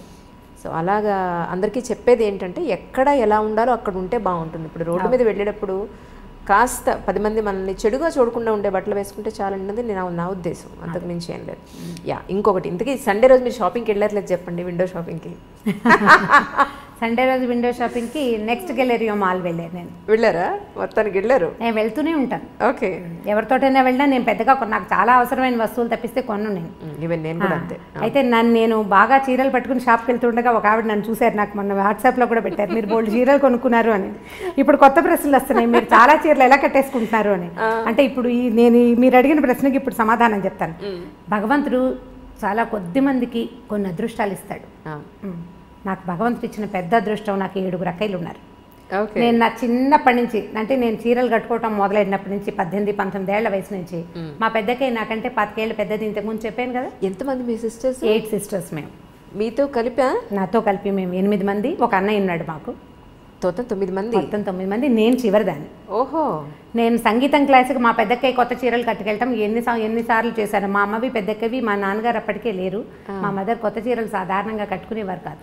చీరలు ఎవరైనా ఆవిడ కొనుక్కున్నా, ఎవరైనా పెట్టినా ఆ చీర నేను కట్టుకెళ్ళిపోయేదాన్ని. ఏదో ఒక బ్లౌజ్ వేసుకుని ఏదో ఒక చీర కట్టుకోవడం. మా పెద్ద పెంచారండి 8 మంది ఆడపిల్లల్ని. ఒక్క ఆడపిల్లల్ని పెంచడమే అసలు చాలా కష్టంగా ఉంది ఈ రోజుల్లో. పాత రోజులు కదా, పాతకాలంలో ఇలా బోల్డెన్ మంది 7 అమ్మాయిలు 6 అమ్మాయిలు బోల్డెన్ మంది కనిపిస్తారు. నా ఏజ్ వాళ్ళు, నాకంటే పైన ఏజ్ వాళ్ళందరూ అలాగే ఉంటారు కదా. మాకేంటంటే మా అమ్మ నాన్న ఒక్కొక్కళ్ళే. మా తాతగారికి బాగా పిల్లలు, బాండ్ ఆఫ్ పిల్లలు ఆయన పాపం. ఆయన పుట్టలేదు. 3 పిల్లలు పుడితే ఒక ఆయన పుట్టగానే ఒక బాబు పోయినట్టున్నారు. మా మేనత్త ఒక 10 ఏళ్ళు వచ్చాక పోయారు. మా నాన్న ఒక్కరే. ఆయనకి చాలా మంది సంతానం కావాలని ఉండేది. మా 5వ అక్కయ్య తర్వాత ఇప్పుడు వైజాగ్లో మా నాన్నగారు ఆంధ్ర యూనివర్సిటీలో ఎంఏ చదవటానికి వెళ్ళారు. ఒకవేళ ఏదైనా చేయించేసుకుంటారేమో వీళ్ళు పిల్లలు కలగకుండా అని ఆడపిల్లలకు రాసిస్తానని బెదిరించేవారు మా తాతగారు. అప్పుడే ఆపేస్తే సరిపోయేది. ఆ తర్వాత ఇన్ని బొమ్మలు వచ్చినాయి, కొత్త బొమ్మలు అంటుండేది మా అమ్మ. మేము మా ప్రధానమైంది అది. పైగా మా కజిన్స్ అందరు కూడా మేము 6, 7, 8 అలా ఉన్నాం. మా కజిన్స్ అందరూ కూడా ఎక్కువ వాళ్ళే. ఈ పైన పెద్ద అక్కయ్యలు ఉన్నారు కదా, మా అక్కయ్యలు చీరలు కట్టుకునే అలవాటు నాకు చిన్నప్పటి నుంచి ఉంది. ఇప్పుడు కూడా నాకు కుప్పలు తెప్పలుగా చీరలు వస్తూనే ఉంటాయి. కొంచెం నన్ను ఎక్కువ ముద్దు చేస్తారు. మిగిలిన ముద్దు అంటే జనరల్ ముద్దు కాదు, నాతో మ్యాక్సిమం పనులు అందరూ చేయించుకుంటారు. చీరలు మాత్రం వచ్చేస్తాయి. ఓకే, చీరలు వచ్చేస్తాయి. ఏదైనా కొత్త నగ చేయించుకుంటే మా అక్కయ్య ముందు పరిగెత్తుకుంటూ నాకు తెచ్చి మెడలో పెట్టి చూసుకోవడానికి, చూసి బాగుంది అని అనుకోవడానికి కూడా నగలు పెట్టుకొచ్చే అక్కయ్యలు ఉన్నారు నాకు. మిగిలిన వాళ్ళకి ఈ అవకాశం లేదు. నేను కట్టుకునే చీరలన్నీ నా సొంత చీరలు కావు. కొన్ని మా అక్కయ్యల చీరలు కూడా కొన్ని కట్టేసుకుంటూ ఉంటాను. ఎక్కువ భాగం అనమాట. 50% ఏదో ఒక అక్కయ్య దగ్గర నుంచి ఓ 4 చీరలు, ఓ 3 చీరలు అలా వస్తూనే ఉంటాయి. వాళ్ళు నాకు కొనిపెట్టేవి ఎక్కువే, పట్టుకొచ్చి పడేసి ఇవి కట్టుకోవే అని వదిలేసే చీరలు కూడా చాలా ఉంటాయి అన్నమాట. ఎక్కడున్నారండి 7 మీ సిస్టర్స్? 3 అక్కయ్యలు ఇక్కడే ఉన్నారు. 3 కాదు 4 అక్కయ్యలు ఇక్కడే ఉన్నారు. మా పెద్దకయ్య మొన్నటి దాకా ఇక్కడే ఉండేవారు, కానీ విజయవాడ వాళ్ళ అబ్బాయి షిఫ్ట్ అయ్యాడు. 2వ అక్కయ్య బందర్లో ఉంటుంది. మా ఆఖరక్కయ్య అహ్మదాబాద్లో సెటిల్ అయ్యారు వాళ్ళు. తను అక్కడ ఉంటుంది. వస్తే ఇక్కడ నా దగ్గరే స్టే చేస్తుంది. మీ బ్రదర్ అండి? బ్రదర్ మా ఊళ్ళోని చిట్టుకూడూరులో పొలాలు ఉన్నాయి మాకు. సొంత కాలేజీ ఒకటి ఉంది. సో కాలేజ్ చూసుకుంటాడు. సో ఇంకా తను అక్కడే ఉన్నాడు. మేము అక్కడికి వెళ్ళడానికి మాకు ఆసరా అదేనమాట, అన్నయ్య అక్కడే ఉండటం మా ఊళ్ళోనే. అవును. ఇంకోటి అండి, అసలు ఆస్పీషియస్ డే ఏదైనా వస్తే, ఇప్పుడు ఏమంటారు, గురు పౌర్ణిమ వస్తే సాయిబాబా గుళ్ళని కిటకిటలు ఆడిపోతూ ఉంటాయి. అసలు రోడ్ల మీద ఈ మూల నుంచి ఆ మూలకి మొత్తం లైన్లు కట్టేసి ఉంటారు వాళ్ళు. ఆ రోజు తప్ప ఇంకెక్కడ ఎప్పుడు ఎక్కడ దేవుడు కనపడ్డా అన్నంతగా రోడ్లు బారు తీరిపోయి ఉంటాయి. సో ఇటువంటి భక్తి, దీని భక్త, ఇది పిచ్చ, ఏమంటారు దీన్ని అసలు? పర్వదినాల్లో అన్ని గుళ్ళు కిటకిటలాడుతూనే ఉంటాయి. అన్ని గుళ్ళు, ఇదేదేం లేదు, అన్నీ. అవును, ఇదివరకు పర్వదినాల్లో కొన్ని కమ్యూనిటీస్ వాళ్ళే గుళ్ళోకి వెళ్ళటం అనేది ఉండేది. అంటే నేను అనుకుంటాను, నా ఉద్దేశం, ప్రవచనకర్తలు పెరిగేసరికి ఇదివరకు ఏంటంటే ఏదో హరికథ అని గుళ్ళో ఏదో ఒకళ్ళు చెప్పేవాళ్ళు. అప్పుడు కొద్దిమంది వినేవాళ్ళు, అందులో కొంతే గుర్తుపెట్టుకుని కొద్దిమందే చేసేవాళ్ళు. ఇప్పుడు ఏమైందంటే మనం ఏ దాని చేసినా పొద్దు నుంచి సాయంత్రం దాకా అన్ని రకాల టీవీలలో పెద్దవారు చాలామంది రకరకాల మాటలు చెప్తుంటారు. సో ఇలాంటప్పుడు ఇక్కడికి వెళ్ళాలి అనే మాట మనం పదే పదే వినటం వల్ల, ఇది చేస్తే ఈ ఫలితం దొరుకుతుంది అనేది బాగా ఎక్కువగా తెలుసుకోవటం వల్ల జనాలు ఎక్కువ గుళ్ళకి వెళ్తున్నారని అనిపిస్తుంది. నేను ఏ పర్వదినాన సాధారణంగా గుళ్ళోకి వెళ్ళను నేను. ఎందుకంటే ఇగో ఈ గోల భరించలేకే అనమాట. చాలామంది జనాలు ఉంటారు కదా, ఎందుకొచ్చిందిలే ఇంత గోల్లో వెళ్తాము అని. ఇది ఇలా అవేర్నెస్ పెరగటం, మనం అవేర్నెస్ గురించి మాట్లాడుతుంటాం కదా, అవేర్నెస్ వేటివేట్లలో పెరిగింది, ఆరోగ్యాల పట్ల, తర్వాత ఏమో పొల్యూషన్ గురించి అవేర్నెస్ పెరిగింది, నీళ్లు పాలు వాడకం పట్ల ఫలానావి తినచ్చు తినకూడదు ఇవన్నీ అవేర్నెస్లు పెరిగినాయి కదా. ఈ భక్తి అనే అవేర్నెస్ కూడా సోషల్ మీడియా వల్లే ప్రవర్ధమానంగా ఉంది. దానివల్లే బాగా తెలుసుకుంటున్నారు జనాలు. గురు పౌర్ణమి నాడు వెళ్తే బాబా గారిది లేదా గురువు తాలూకు గురుగ్రహం తాలూకు అనుగ్రహం బాగా కలుగుతుందని ఇప్పుడు దగ్గరలో ఉండే గురువు తాలూకు దేవాలయాలు ఏమున్నాయో అక్కడక్కడికి వెళ్తారు. అది సహజంగా జరిగేదే కదా. మనం ఎక్కువ తెలుసుకున్నాం అనుకోండి ఆటోమేటిక్గా చేస్తాం. ఫలానా ఫోన్ బాగుంది అని మీరు అడ్వర్టైజ్మెంట్స్ పదే పదే చూస్తే శాంసంగ్ కొనుక్కుంటాం. అట్లా అవుతుంది. అందులో అనుమానం ఏం లేదండి. ఎందుకంటే 20 ఏళ్ల క్రితం ఇంత ఉండేది కాదు. 10 ఏళ్ల క్రితం కొంచెం పెరిగింది. ఈ 10 ఏళ్లలో విపరీతంగా పెరిగింది. మీరు ఏ పర్వదినాన్ని చూడండి, శ్రీనగర్ కాలనీ వెంకటేశ్వర స్వామి గుడిలో ఉత్తర ద్వార దర్శనం అంటే ముక్కోటి ఏకాదశి నాడు ఆ ఎదురుగుండా ఉన్న సందుల్లో గణపతి కాంప్లెక్స్ వైపు కూడా జనాలు క్యూలో కనిపిస్తారు. అక్కడి నుంచి క్యూగా వెళ్తూ ఉంటారు. అంటే వెంకటేశ్వర స్వామిని తిరుపతి వెళ్ళే చూడక్కర్లేదు, శ్రీనగర్ కాలనీలో చూడొచ్చు, లేకపోతే జూబ్లీ హిల్స్ రోడ్డు మీద ఉన్న వెంకటేశ్వర స్వామి అసలు ఆ గుడి ఇంతే చిన్నగా కనిపిస్తుంది మామూలు రోజుల్లో. ఈ పర్వదినాల్లో మనకి విపరీతంగా పువ్వులతోటి అలంకారం చేస్తారు. ఆ రోడ్డంతా బ్లాకు. ఇక నానావిధ భక్త సమాజాలు అక్కడే ఉంటాయన్నమాట. ఆ ఒక రోజులో చూడకపోతే మనకి బోళ్ళని పాపాలు చేసేసాం. నువ్వు ఏం చెయ్యి ఇది నేను కడిగేస్తుంది, ఎలాంటి పాపాన్నైనా ఇది తొలగిస్తుంది అనే భావం వల్లే భక్తి పెరిగింది అంతే. రమగారు, ఇది నా ప్రశ్న ఏంటంటే, పెళ్ళికి ముందు ప్రేమ అనేది కనపడుతుంది. ఈ మధ్యన నా సినిమాలో కూడా చూస్తాను, పెళ్లి తర్వాత ప్రేమ అనేది కనిపించదు, బాధ్యతే ప్రేమ అని చెప్పని విన్నది. ఆ మాట నన్ను నిజంగా చాలా చాలా ఆలోచింపచేసింది. ఏంటంటే, పెళ్ళయింది ఒక అమ్మాయికి కొత్తగా అప్పుడే పెళ్ళయింది అనుకుందాం. ఆ హస్బెండ్ నుంచి జనరల్గా ఒక కామన్ అమ్మాయి ఏం ఎక్స్పెక్ట్ చేస్తుంది?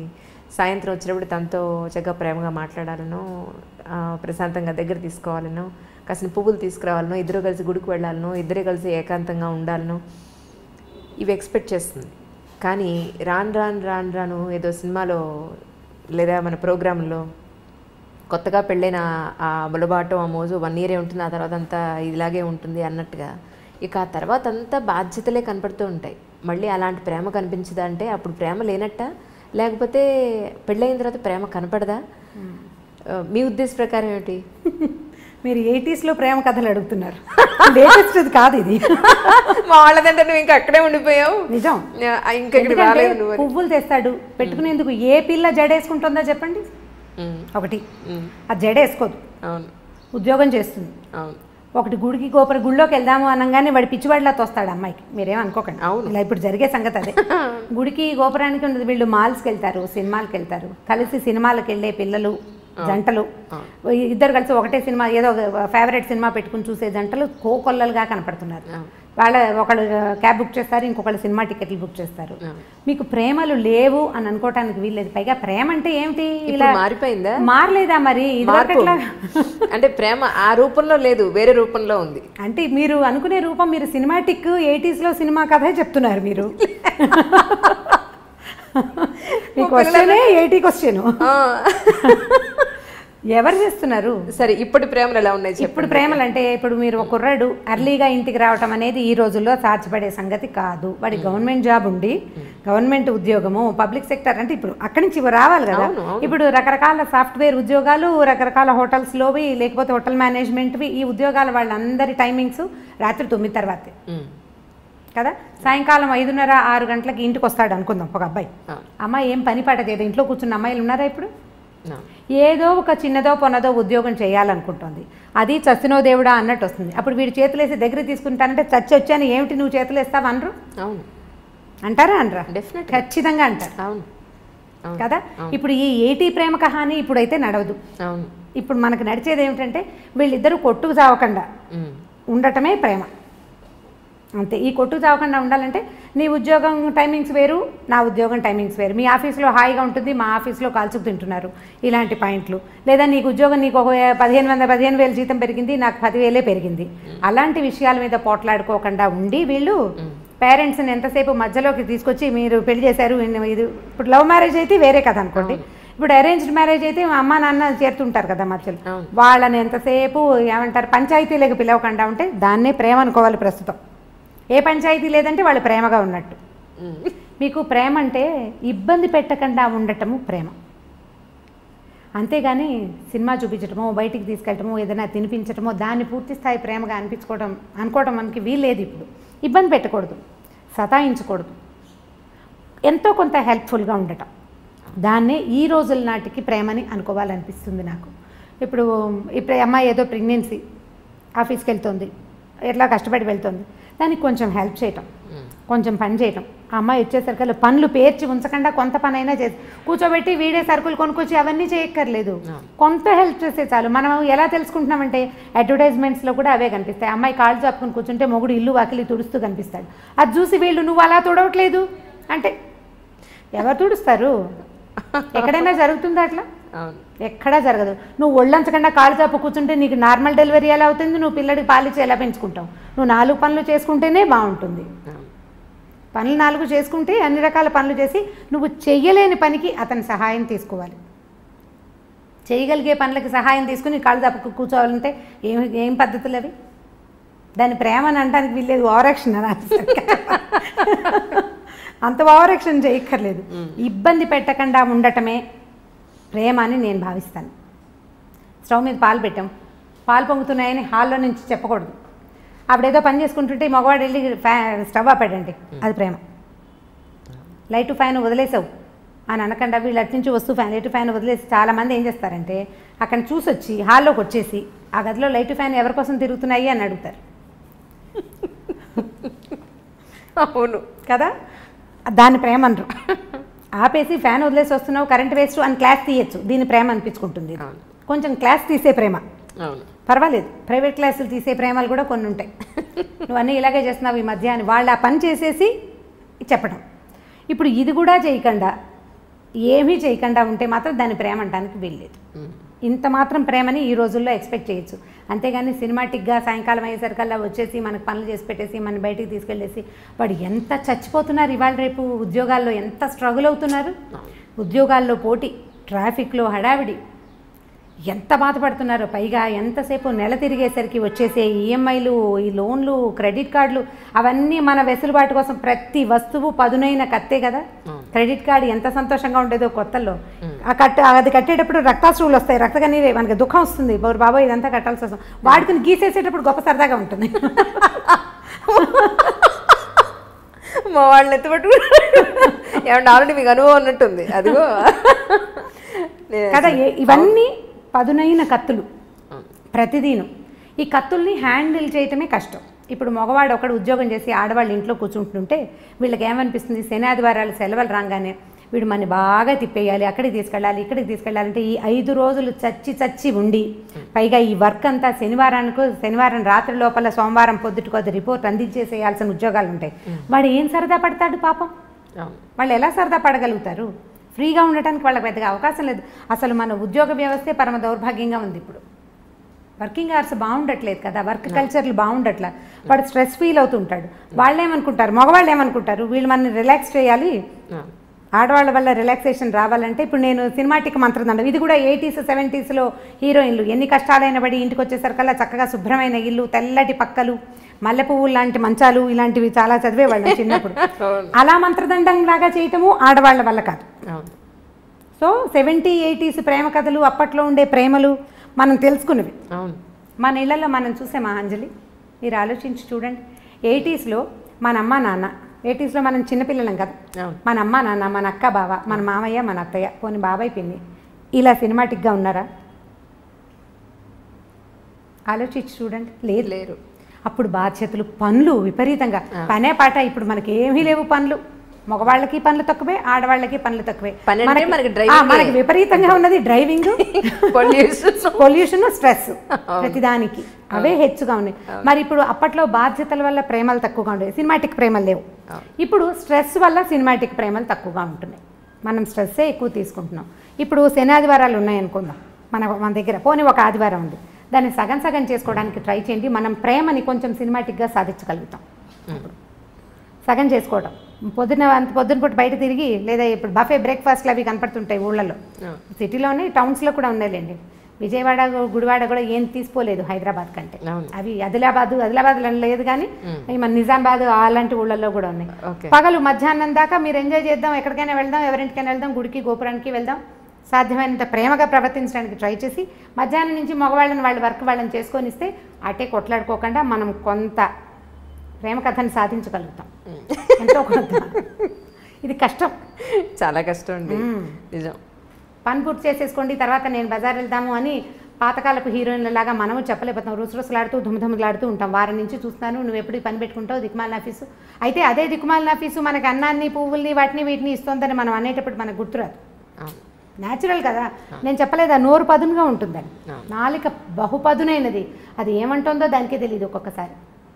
ఏమంటున్నామో మనకు అర్థం కాదు కదా. ఉద్వేగం వచ్చేస్తుంటుంది లోపల నుంచి. ఆ వచ్చే ఇరిటేషన్ తోటి మనం ఏదో ఒకటి మాట్లాడతాం. అవన్నీ రేపొద్దున ఆయుధాలుగా మన మీదే సంధించబడతాయి. నువ్వే మానేమన్నా ఉద్యోగం అంటే వెధ ఉద్యోగం మానేసేయి అన్నాం అనుకోండి. ఉద్యోగం సీరియస్గా జాబ్ మానేస్తే అప్పటి నుంచి రోజు బెంగగానే ఉంటుంది, ఎప్పుడు మంచి ఉద్యోగం వస్తుందో అన్న టెన్షన్ కదా. సో ఇది అంత ప్రేమను సాధించలేము మనం. కొద్దిగా ఆలోచించి ఈ రోజులకు సరిపడా పువ్వులు అవి ఎక్స్పెక్ట్ చేయకూడదు. హిందీ సీరియల్స్ మీరు చూసారో లేదో, మేము ఆ మధ్య బాగా చూస్తుండేవాళ్ళం. మా పని మనిషికి చాలా ఇంట్రెస్ట్, రాగానే సీరియల్ పెట్టంటుండే. అది చాలా బాగుందని. వాడు ఇంటికి రాగానే కుర్రాడు గులాబీ పువ్వు పట్టుకొచ్చిస్తాడు. రోజు ఏం చేస్తారు మా వారు అంటాడు, చెవులో పెట్టుకోమంటున్నాడు. ప్రతిరోజు ఒక గులాబీ మొగ్గ పట్టుకొచ్చి ఇస్తుంటాడు. అంటే బయట నుంచి వచ్చేటప్పుడు పువ్వులు పట్టుకొచ్చి ఇవ్వటం. ఆవిడని శాంతింప చేయాలంటే పువ్వులు పట్టుకొచ్చి ఇవ్వాలి. మా పని మనిషి అడిగేది, అమ్మ మనం ఒక మూర కొంటే సరిపోతుంది, ఈ బంచి ఏ 100 రూపాయలు ఉంటుంది, మూర 10 రూపాయలకి వస్తుంది. తమిళ సినిమాల్లో కనిపిస్తాయి పువ్వులు పట్టుకొచ్చి ఇస్తూ ఉండటం. ఇవాళ రేపు మన సినిమాల్లో చాలా తగ్గిపోయినాయండి సినిమాటిక్ వేషాలు. సినిమా వాళ్ళు కూడా ఇవాళ రేపు వేయటం మనం ఎందుకు మానేశారు. మీరు ఆలోచించండి. నాకు అస్సలు గుర్తులేదు. నేను బాగా ఆలోచిస్తాను. నేను మా చిన్నక్కయ్య దగ్గర ఉండేదాన్ని. మా బావ ఎప్పుడైనా పువ్వులు తెచ్చిచ్చిన సంఘటనే నాకు జ్ఞాపకం రాదు. బాగా ఎంత ఆలోచించిన అవి చూసినప్పుడల్లా అనుకుంటాం మా అక్కయ్యలు బావలు ఏమిటి ఇలా ఎప్పుడు చేయలేదు. ఇప్పుడు ఎలా చేస్తారు, ఇప్పుడు కూడా చేయరు కదా. అది చేయలేం. ఓకే, అవి కేవలం సినిమాటిక్ థింగ్సే. అప్పుడప్పుడు ఒక్కొక్కసారి జరుగుతాయి జీవితంలో. బట్ అదే ఇప్పుడు మన దగ్గర అయితే క్యాండిల్ లైట్ డిన్నర్కి తీసుకెళ్తాము, డిన్నర్లకు తీసుకెళ్ళి ఇంకెక్కడికో తీసుకెళ్తాము, ఇంకేదో చేయటం. ఆల్ సినిమాటిక్ యూనో, అంతే. నిజంగా అవి ఒకవేళ అవి చేసినా కూడా ఏమిటో విచిత్రంగా విడ్డూరంగా జరగకూడని సంఘటన ఏదో జరుగుతున్నట్టు అలా అనిపిస్తుంది. నిజంగా రాము గారు చాలా సంతోషంగా ఉంది. ఏంటంటే ప్రతి మనిషి జీవితంలో వచ్చి వెళ్ళే ప్రతి సంఘటన మనం ఆల్మోస్ట్ పుట్టినప్పటి నుంచి పెళ్ళై వృద్ధాప్యం వరకు అన్నీ మాట్లాడుకున్నాం. ఎన్నో తెలియని విషయాలు. మీరు వృద్ధాప్యం విషయాలు మాట్లాడలేదు. ఇప్పుడు ఉంది, అదొక్కటే ఉంది, అదొక్కటే పెండింగ్ ఉంది. వృద్ధాప్య విషయంలో మాట్లాడాలి. యాక్చువల్లీ పిల్లలు పెద్ద అయిపోయి ఒక కపుల్కి పెళ్ళైన తర్వాత పిల్లలు, వాళ్ళ చదువులు, వాళ్ళ ఉద్యోగాలు, పెళ్ళిళ్ళు అయిపోయి వాళ్ళు వెళ్ళిపోయాక మళ్ళీ అల్టిమేట్గా మిగిలేది ఈ పేరెంట్స్ ఇద్దరే, వైఫ్ అండ్ హస్బెండ్స్ ఇద్దరే. వృద్ధాప్యంలోకి వచ్చేసి ఒక 60-70 ఏళ్ళలోకి ఎంటర్ అయిపోయిన తర్వాత వీళ్ళు ఎక్కడో ఉద్యోగాల నుండి పొరపాటున వీళ్ళ ప్రాణం పుట్టుకుమంటే వాళ్ళు వచ్చేంత వరకు ఉండే ఈ వెయిటింగ్ చాలా బాధగా ఉంది రమ్మగారు. చాలా చాలా అసలు తలుచుకుంటే భయం ఇస్తుంది నిజంగా. రాణపల్లి గారు ఇష్యూలో ఆయన నాకు ఇంటర్వ్యూ ఇస్తాను ఒక 10 రోజుల క్రితమే మాట్లాడాను ఆయనతోటి. ఇంకా చాలా నీరసంగా ఉంది అంజలి, ఇంకొక 10 రోజుల్లో చేద్దాం అన్నారు ఇంటర్వ్యూ. తనికెళ్ళ భరణి గారు అదే అన్నారు, ఆయన చనిపోయారమ్మా, ఇంటర్వ్యూ అవ్వలేదు కదా, చేస్తుంటే మాత్రం నీదే ఆఖరి ఇంటర్వ్యూ అయి ఉండేది. ఇప్పుడు వాళ్ళ అమ్మాయి కోసం ఎదురు చూపులు, ఆయన బాడీని మార్చరీలో పెట్టాం, ఆ అమ్మాయి రావాలి, ఈయన అంత్యక్రియలు జరగాలి అని. ఎన్ని రోజులు వెయిట్ చేస్తారో ఏమో మరి నాకు తెలియదు, కానీ కొంచెం 2 లేదా 3 రోజులు. చాలా బాధగా ఉంది. ఈ అమెరికాలో ఫారిన్ కంట్రీస్లో సెటిల్ అయ్యే పిల్లల పేరెంట్స్ అందరి దుస్థితి అదే. ఇప్పుడు ఇదివరకు అనేవాళ్ళు ఎలా బతికేమనేది కాదు, ఎలా పోయామనేది ఇంపార్టెంట్. బతకటం ఒక రకమైన బతుకు అనుకోండి, ఎట్లా కొట్లా.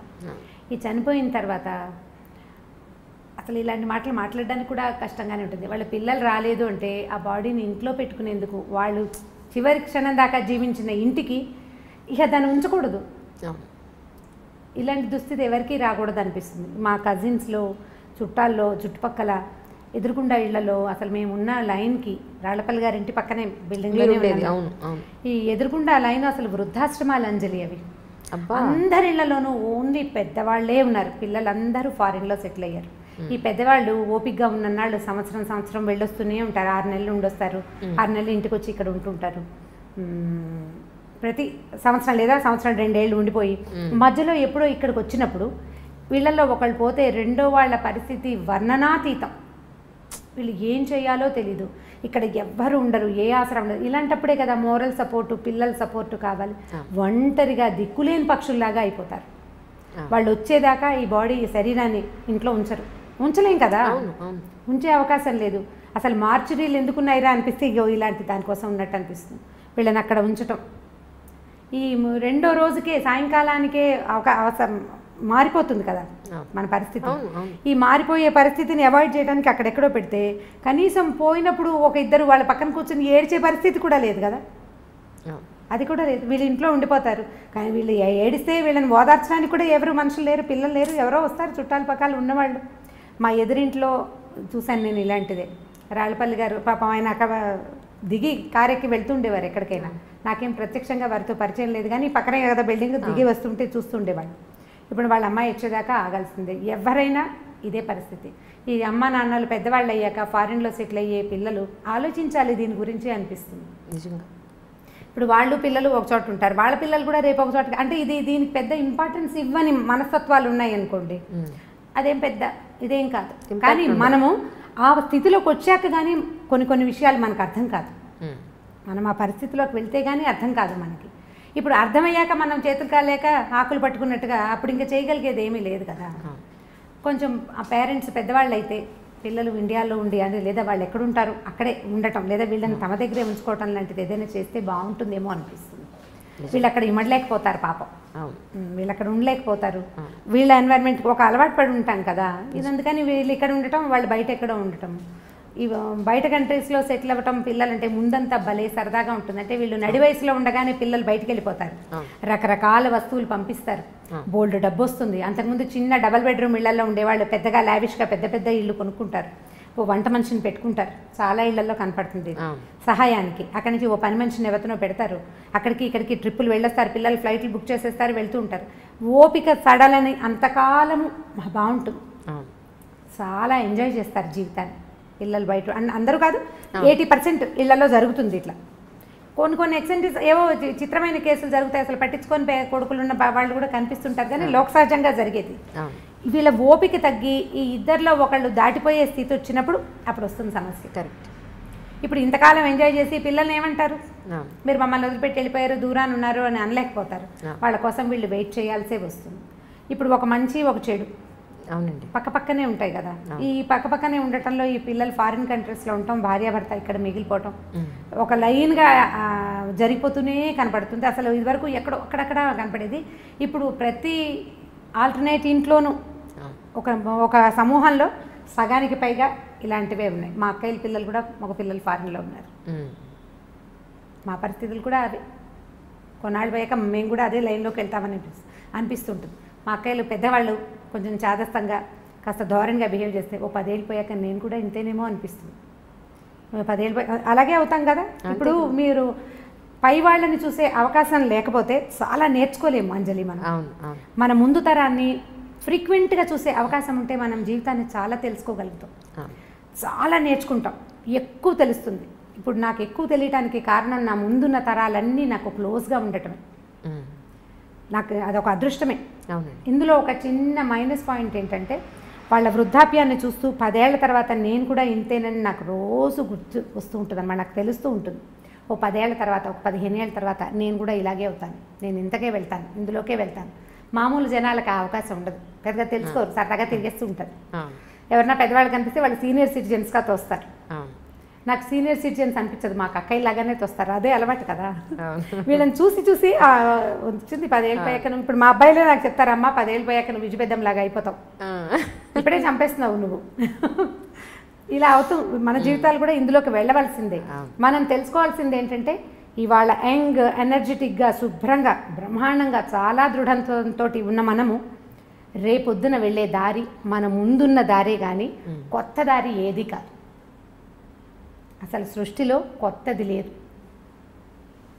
ఏది లేదు. ఇప్పుడు మనం ఒక విశృంఖలమైన ప్రపంచాన్ని చూస్తున్నాం. మనని చూసినప్పుడు మన పేరెంట్స్ కూడా ఇలాగే అనుకున్నారు, ఏమిటో మారిపోతున్నారు పిల్లలను. మన అమ్మా నాన్నలు అంటే ఇప్పుడు మా అమ్మా నాన్నలు చేయలేదు, కానీ సాధారణంగా మన ముందు తరంలో ఉన్న అమ్మా నాన్నలు పల్లెటూళ్ళు వదిలిపెట్టేసి టౌన్లకి వాటికి గవర్నమెంట్ ఉద్యోగాలకి వస్తున్నప్పుడు వాళ్ళ ముందు తరం కూడా అలాగే అనుకుంది, రోజులు మారాయి అన్నమాట ప్రతిసారి ప్రతి తరం తర్వాత పునరావృతం అవుతూనే ఉంటుంది, తిరుగుతూనే ఉంటుంది ఆ మాట. దాని నుంచి మనం తప్పించుకోలేకపోతాం. ఇప్పుడు మరీ పెరిగింది, రేపొద్దున ఇంకా పెరుగుతుంది.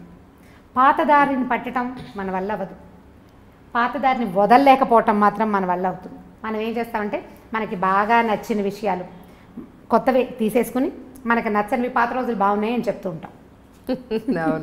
మనకి ఏది ఇష్టం లేదో ఇదివరకు మేము అలా చేసేవాళ్ళం కాదంటాం, కానీ మనం ఇదివరకు చేయనివి చాలా చాలా చాలా చాలా చాలా చాలా మన జీవితంలో తుడిచేసుకున్న లోపలికి వచ్చేసినాయి అంతే. తలంటి పోసుకోవటం దగ్గర నుంచి ఎక్కడున్నాయి అసలు కుంకుడుకాయలు ఎక్కడున్నాయి చెప్పండి. ప్రతిదీ మన తిండి, మన బట్టలు, మన అలవాట్లు, మన విధానాలు, మన ఇళ్ళు, మన వాకిళ్ళు, ప్రతి విషయం పండగ వచ్చినప్పుడు మనకి సీరియస్గా గుర్తొస్తుంది, ఈ పండగ నాడు మా ఇదేదో చెయ్యాలి అని. ఆ ఒకరోజు తర్వాత మర్చిపోతాం. కొంతమందికి పండగలు కూడా గుర్తురావు. పండగ ఇప్పుడు బాగా గుర్తు ఎలా వస్తుంటే టీవీలలో హోరెత్తిపోతూ ఉంటాయి కాబట్టి పండగలు గుర్తొస్తాయి. అవి బాగా ఉపయోగపడుతున్నాయి, ఆ విషయంలో మాత్రం బాగా ఉపయోగిస్తున్నాయి. ఇది మంచిగా చెడు అంటే మంచి చెడు కూడా అన్ని పదునైన కత్తులే కదా, ప్రతిదీ పదునైన కత్తే. ప్రతి దాన్ని మనం జాగ్రత్తగా వాడుకోవాల్సిందే అంతే. మిమ్మల్ని ఇలా కలవడం, మీతో ఇలా మాట్లాడడం, ఎన్నో తెలియని విషయాలు తెలుసుకోవడం చాలా చాలా సంతోషంగా ఉంది రమ్మగారు. నిజంగా థ్యాంక్ యూ సో మచ్. మిమ్మల్ని ఇబ్బంది పెట్టాను, దయించి ఏమీ అనుకోవద్దు. అంటే ఇప్పుడు మీరు మర్యాదగా మాట్లాడుతున్నారు, కానీ మీకు తెలియని విషయాలు నేనేమైనా చెప్పానా? చెప్పారు, డెఫినెట్గా చెప్పారు. అలా అనిపిస్తుంది. అంటే నాకు అనిపించింది ఏంటంటే ఇంట్లో మీలాంటి పెద్దవాళ్ళు, మెచ్యూరిటీ ఉన్న పెద్దవాళ్ళు, అనుభవం ఉన్న పెద్దవాళ్ళు ఉంటే చాలా సంసారాలు బాగుపడతాయి అనేది ఒకటి. సమస్యలు పెద్దవి కాకుండా ఒక స్టేజ్కి వచ్చి కనీసం మనం తుంచేయగలుగుతాము అనేది ఒకటి నాకు బాగా అర్థమైంది. ఉండాలి మీలాంటి వాళ్ళు, ఇంటికి ఒకళ్ళు ఉండాలి. అది మనస్ఫూర్తిగా కోరుకుంటున్నాను. చాలా సంతోషం మన కలవడం. థ్యాంక్ యూ అండి. Thank you so much once again. నమస్తే. అంటే ఐ డ్రీమ్ని ఎప్పుడు డ్రీమ్స్ కూడా చేయలేదు నేను, అనుకోలేదు, నాకు తెలీదు కూడా. ఒక 10-11 నెలల్లో నేను ఇలాంటి స్టేజ్కి వస్తానని నేను ఊహించలేదు. అంటే నేను లేట్ లతీఫ్ననే చెప్పాలి. చాలా పెద్ద వయసు వచ్చాక నాకు లైమ్ లైట్లోకి, అంటే ప్రజల్లోకి వెళ్ళే అవకాశం కుదిరింది నిజంగా. ఇప్పుడు ఒక సుమన్ టీవీ లేకపోతే వచ్చేదాన్నే కాదు నేను. అనుకోకుండా వాళ్ళు నన్ను తీసుకొచ్చారు. ఆ తర్వాత ప్రజల జీవితంలోకి నేను చాలా తేలిగ్గా వెళ్ళిపోయారు, చాలా తేలిగ్గా వెళ్ళి కథల్లో నుంచి వెళ్ళిపోయాను ఈజీగా. సో ఆ తర్వాత ఐ డ్రీమ్లోకి కూడా వచ్చేసాను అనుకోకుండా. చాలా థ్యాంక్ యూ. మీరు అసలు నన్ను పర్సనల్ ఇంటర్వ్యూ అనే పాయింటే నాకు నచ్చలేదు యాక్చువల్గా. అది నా దగ్గర తెలుసుకోవడానికి ఏమి లేదనిపించింది నాకు. బట్ మీరు నన్ను కన్విన్స్ చేశారు. నేను అదే క్వశ్చన్స్ తోటి. అవును అందుకే నేను అసలు ఒక్కడు కూడా పర్సనల్ క్వశ్చన్ వేయని కారణం కూడా. ఎందుకంటే మీరు అన్న మాట నాకు అర్థమైందంటే పనికొచ్చేది ఏదైనా చేయాలండి అని అన్నారు మీరు. ఎస్, నేను కూడా అదే పాయింట్కి కట్టుబడి అదే ఇప్పుడు అంటే మీరు చేసిన ఈ ఇంటర్వ్యూలో నేను చెప్పిన పాయింట్స్లో ఏవైనా, అంటే నేను చెప్పిన ఇవన్నీ నా సొంత అభిప్రాయాలే కదా, వీటిలలో ఏవైనా ఎవరికైనా ఒక్క 4 వాక్యాలైనా ఉపయోగపడితే నేను అదే చాలనుకుంటాను. ఇప్పుడు నేను చెప్పే కథల్లో కూడా నా ఉద్దేశం అదే. మనకు ఒక మంచి మాట, ఒక మంచి విషయం తెలుసు, 10 మందికి చెప్తాం, ఒకళ్ళకి యూజ్ అయినా చాలు. నేను చాలా నేర్చుకున్నానండి ఈరోజు. మీరు మాట్లాడిన ప్రతి దాంట్లో, ప్రతి నా క్వశ్చన్లో మీరు చెప్పిన ఆన్సర్ ప్రతిదీ ఆలోచిస్తూనే ఉన్నాను నేను ఇంకా. సో ఈ పాయింట్ ఆఫ్ వ్యూ నుంచి నేను చేయలేకపోయాను. సో ఈ పాయింట్ ఆఫ్ వ్యూ నుంచి నెక్స్ట్ టైం డెఫినెట్గా చేయాలి, ఇంప్లిమెంట్ చేస్తాను. చాలా ఉన్నాయి, మార్పులు చేర్పులు చేసుకోవాలి. అంటే ప్రయత్నం చేయాల్సిందే అంజలి. మనం ఏదైనా తెలుసుకుంటాం. మనం 10 తెలుసుకుంటే 2 మనకు నచ్చుతాయి, అందులో ఒకటి మనం ట్రై చేస్తాం. సాధారణంగా సక్సెస్ కావు కూడా. ఏదో మెల్లిగా మళ్ళీ గుర్తొచ్చినప్పుడు మళ్ళీ ఒక పాయింట్ పైకి తెస్తూ ఉంటాం. చాలా విషయాలు తెలుసుకుంటున్నాం కదా మనం, సోషల్ మీడియాలో చాలా కొత్త విషయాలు తెలుసుకుంటాం. అవన్నీ ఇంప్లిమెంట్ మొదటి రోజున వినంగానే మనకు అలాగే అనిపిస్తుంటుంది, చేయలేకపోతాం. కొంచెం ట్రై చేస్తాం, చేయగా వినగా ఇప్పుడు జనాలందరూ గుళ్ళోకి వెళ్తున్నట్టు ఎంతో కొంత చిన్న విషయాలనైనా మనం ఇంప్లిమెంట్ చేయగలిగితే చాలా మంచిది. ఇప్పుడు నేనైనా రకరకాల పుస్తకాలు చదవటం, పెద్దవాళ్ళవి చాలా రకాల మాటలు వినటం, గోల్డెన్ జీవితాల దగ్గర నుంచి చూడటం వల్ల తెలిసినవే కానీ నేను ఇంకా ప్రత్యేకంగా సాధించిన విషయం ఏమీ లేదు. చాలా సంతోషం అండి. కలుస్తాను తప్పకుండా మిమ్మల్ని వచ్చి.